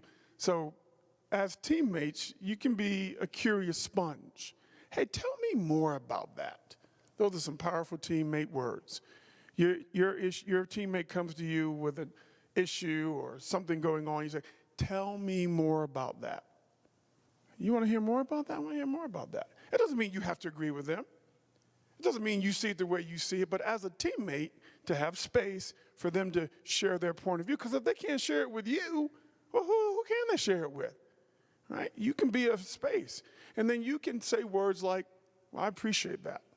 I can see how you could see it that way. I have a different point of view. Would you be okay if I share my point of view? Because remember, we're just talking about points of view, not right or wrong.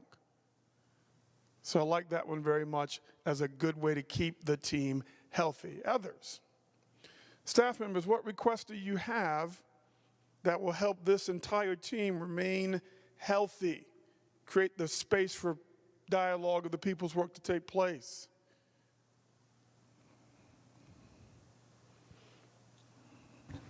I guess for me, it would be kind of the ongoing feedback that if you have concerns with me or other staff, that we get that out early and often, so that we're able to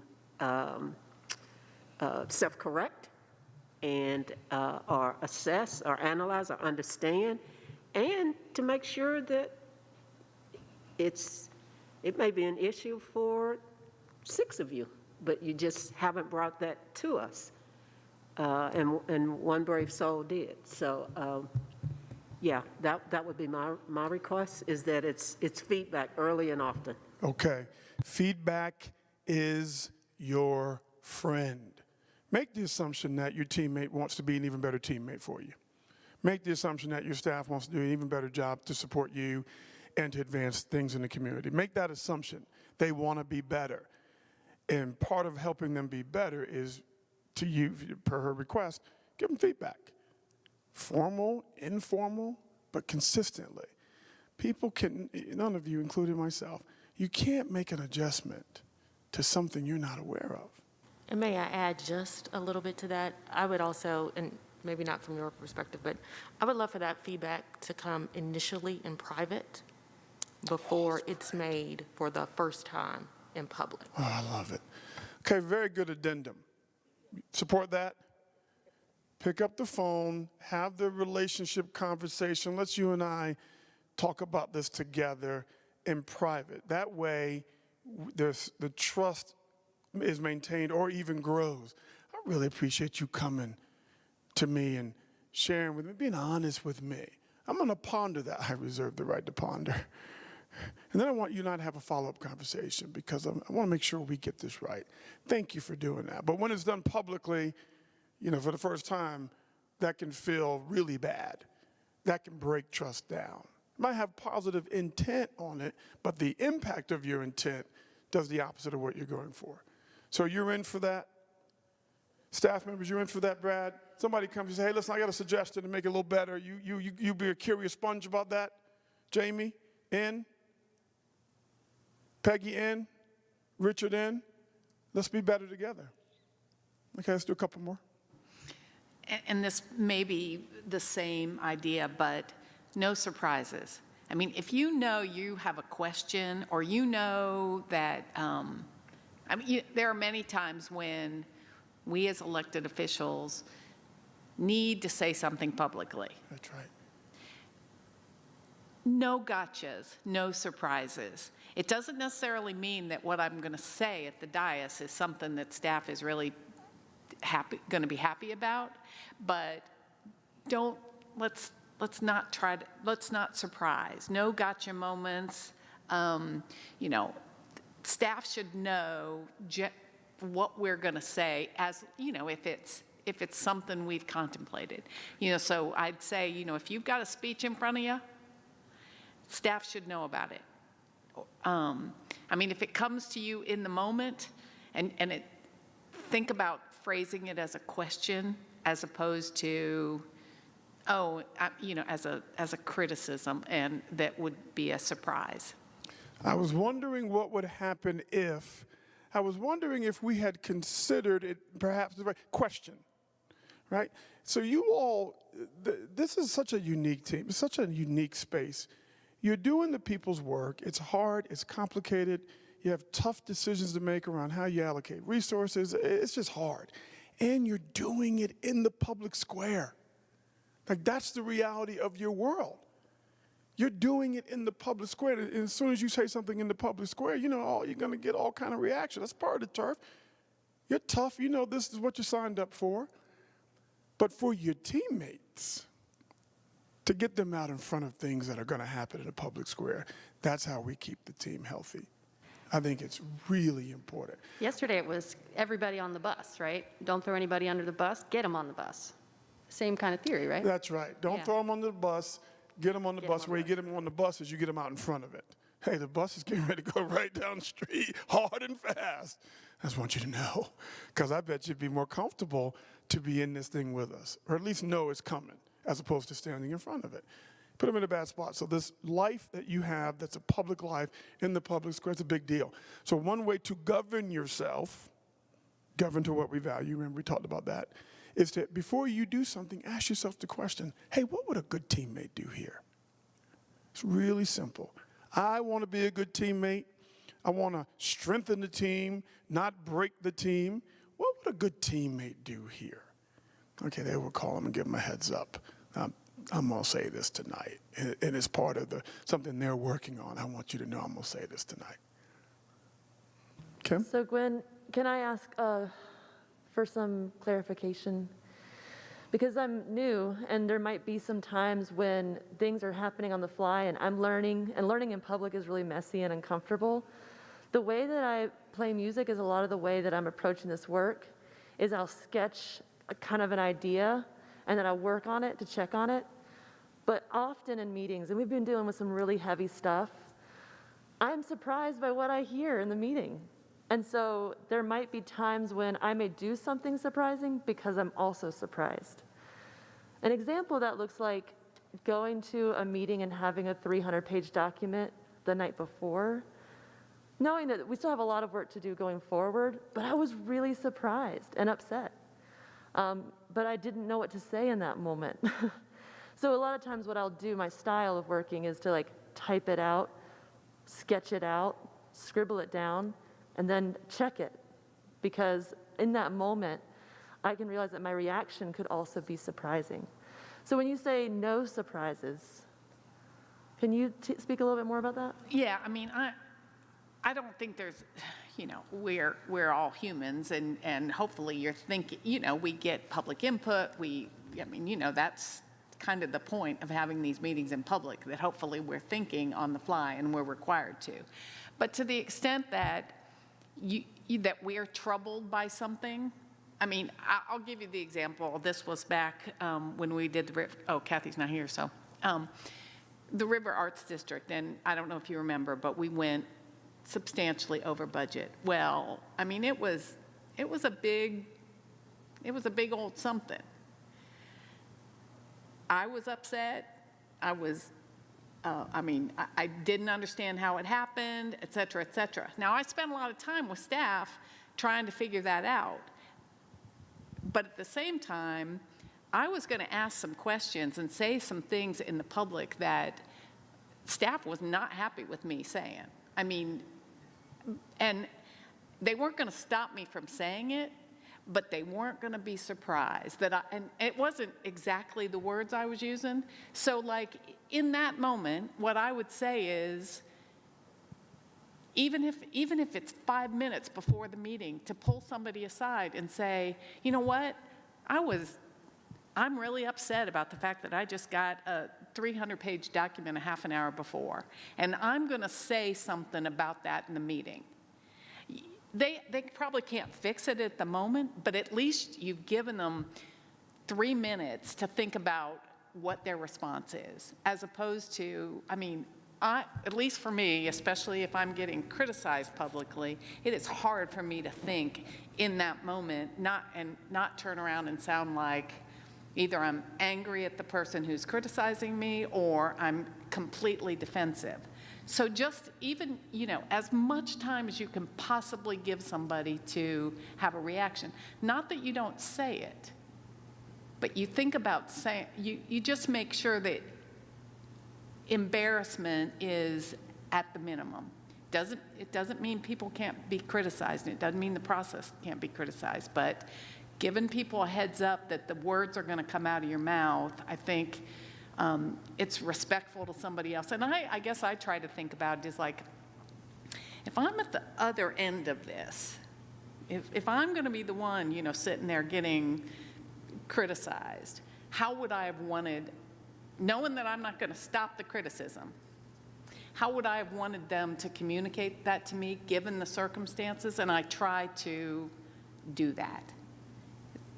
So when I say no surprises, probably not completely possible. But if you have an inkling that you're going to need to say something that's probably critical, I just think to give people enough of an opportunity to think about it and to be able to think about their response. Thank you, I appreciate that. I wanted to jump in for a second, as I wasn't going to even go there, but I really appreciate this part of the conversation. I know we're almost done. But as a person who serves on the Downtown Commission as a volunteer, just want to bring this into the space. What you're saying is so powerful in this moment, and I actually am gleaning in a moment. There are times, I'm sure Sage can tell you, where I have been surprised and not happy. And for lots of reasons, for people I represent, for how it represents my own life and experience in the community. And it wasn't about a rebuke of the person. It was about the process. It was about the shared knowledge. So many things that went missing before decision time had to happen. And so I just really want to amplify and uplift this part of the conversation as someone who reports to council from a commission. I'm not saying I have any weight here, and I'm not trying to have weight here. I just really want to honor that you actually asked the question, and it's going to have a trickle effect in these other commissions where we're going to be able to think a little more strategically, even when surprised, about how to represent our neighbors that are really saying, this is a problem for me, you sit on that commission, talk about it, it's a problem for you too, and think about it differently and more of a broad term. So I just wanted to really thank you for that. Yeah, it's really good. So the work is around not perfection. You're human, we're human. It's not perfection, it's progress. Let's get a little bit better. Get a little bit better at this and make sure that I'm a good teammate, make sure that I'm preserving the relationship, building the relationship, creating more health. More health amongst you all is how you're going to get more results for this community. Well, so to piggyback on this, the depersonalization of the criticism is very critical. So, when Gwen was, rightly so irate about the rad tip overage, she wasn't saying, Gary Jackson, you're the worst manager I ever worked with, or, Tony McDowell, why didn't you, she was saying, I am unhappy with this. Did we as a city look at this? Did we, how come we missed the boat on this? Those are, to me, it's just totally takes the trigger out of the response when you're dealing with tough issues and criticism. Kim, you asked a question one time in a recent meeting that made me have a heart attack, which was, you were asking Deborah, did she sit with individuals in the Equity Inclusion Department and personally meet with them about, whatever it was. And what I heard in that was, Deborah, I'm very critical of you and how you're managing. But I think knowing you better,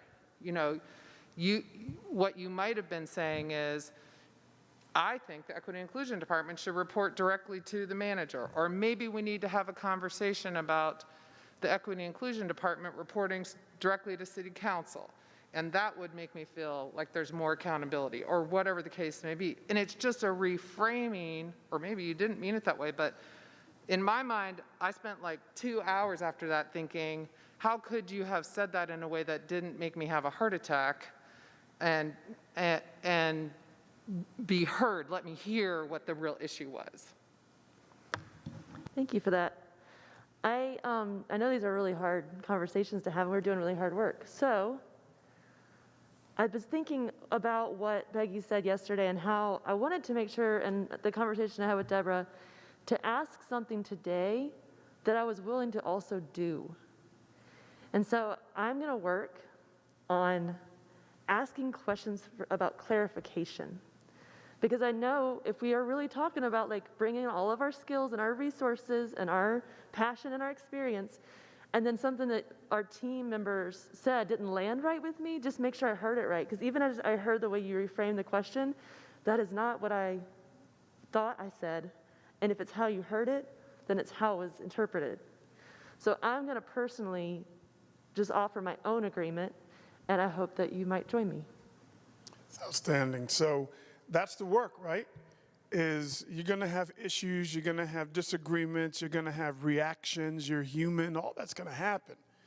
But that thought in your head, how do I do this in a way where I don't break the group, break down my teammate, show up as a good teammate?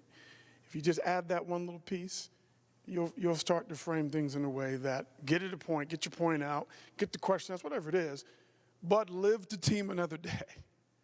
Live the team, because you get the only way forward for you all to make a real meaningful difference on all of the things that you've been talking about today is you got to do it together. Well, So factor that point in. I love that we're doing this, and I hope there's some buy-in around it, because it is not consistent with how politics works today.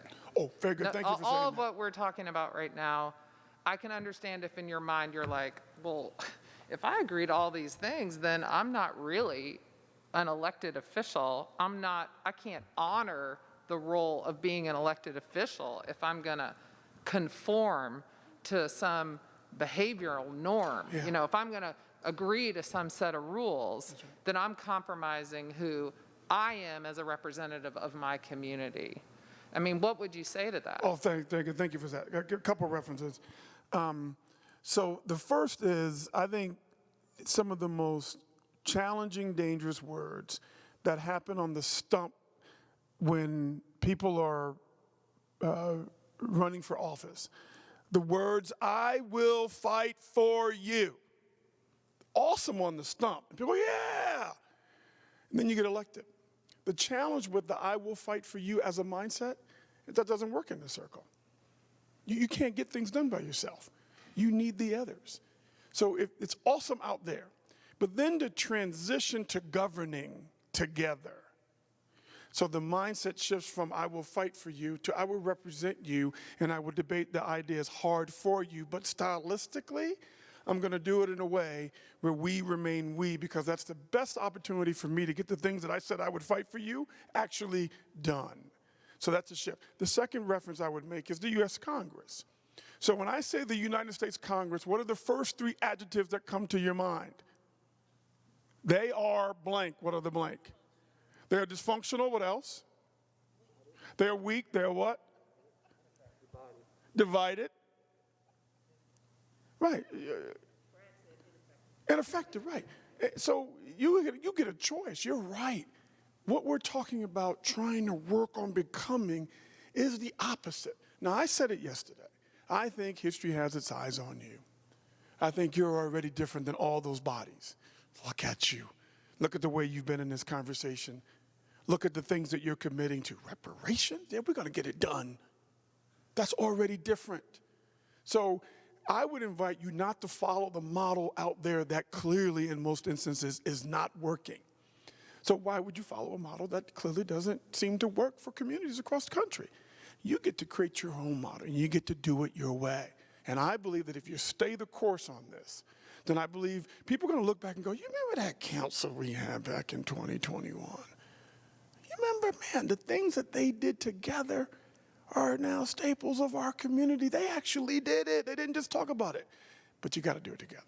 That's my response to why would you not follow people who their model doesn't seem to work too well. You have a chance to establish something different in this community. And I think you'll be very proud of it if you're able to do it. Add to that briefly because we're running over time, but I think I'm learning. I'm definitely not in your seat. Don't want to be in your seat. It's pretty a large responsibility. There is an expansion from community engaged person, community leader, to the expanded definition of politics. And they rub each other so differently. And I think, with that in the forefront, there's just a lot of work to be done about our own personal leadership and definitions around what it means when we're standing in the intersectionality of advocacy and or standing in the seat of politics. And they're just juxtaposed in such a way that it's messy. But all of you have the opportunity to go so far in all of those pieces of intersectionality. So I think part of your potential agreements moving from here away from us is how do we form agreements where those intersectionalities can really be intact and also at their core represented well when we're wearing one hat or the other. And that doesn't have to be this body's conversation, but just amplifying that conversation somewhere, I think, could be very, very important. Very powerful. So I'm going to have us start moving to close, and I'm first going to ask Deborah to share her final thoughts and comments on what she's taking away, and then I'm going to come to Madam Mayor for her closing comments as well. So what I'm taking away from this is joy. I did not think that you all would come this far in terms of an understanding of how you want to work as a team. I really didn't. And I really, really appreciate how you all showed up. And so with that, thank you. Secondly, I want to really, really have you all give our facilitators a big round of applause, because I don't think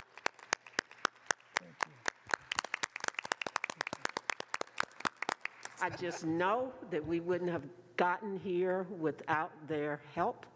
And I think Kimmy had the hardest job today of trying to get us to those priorities, and she did it. She did it masterfully. And she was gracious enough to be nimble, to say, okay, I'll change this, of course. And so thank you, Kimmy. I really appreciate that. And certainly last but not least, the staff. Incredible. We talked about Jamie yesterday, but it takes a village, and you saw the village. You saw Kathy jump in and facilitate, and because that's how we roll. So thank you. Thank you very much. That's awesome. Nicholas, They're great. So thank you so much for the opportunity to serve. I know Kimmy and I sharing that. We've had a ball getting to know each other and preparing so that we could be at our best, because we felt like you deserved that. Esther.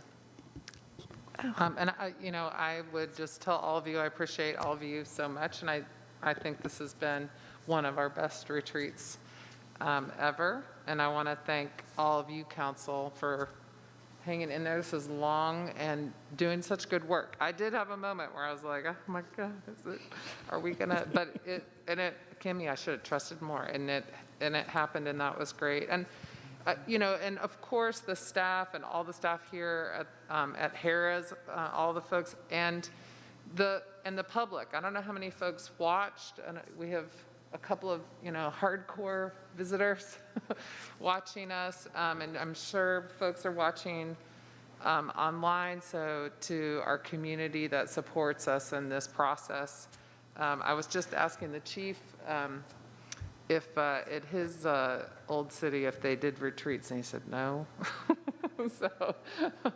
So thanks to everyone for this.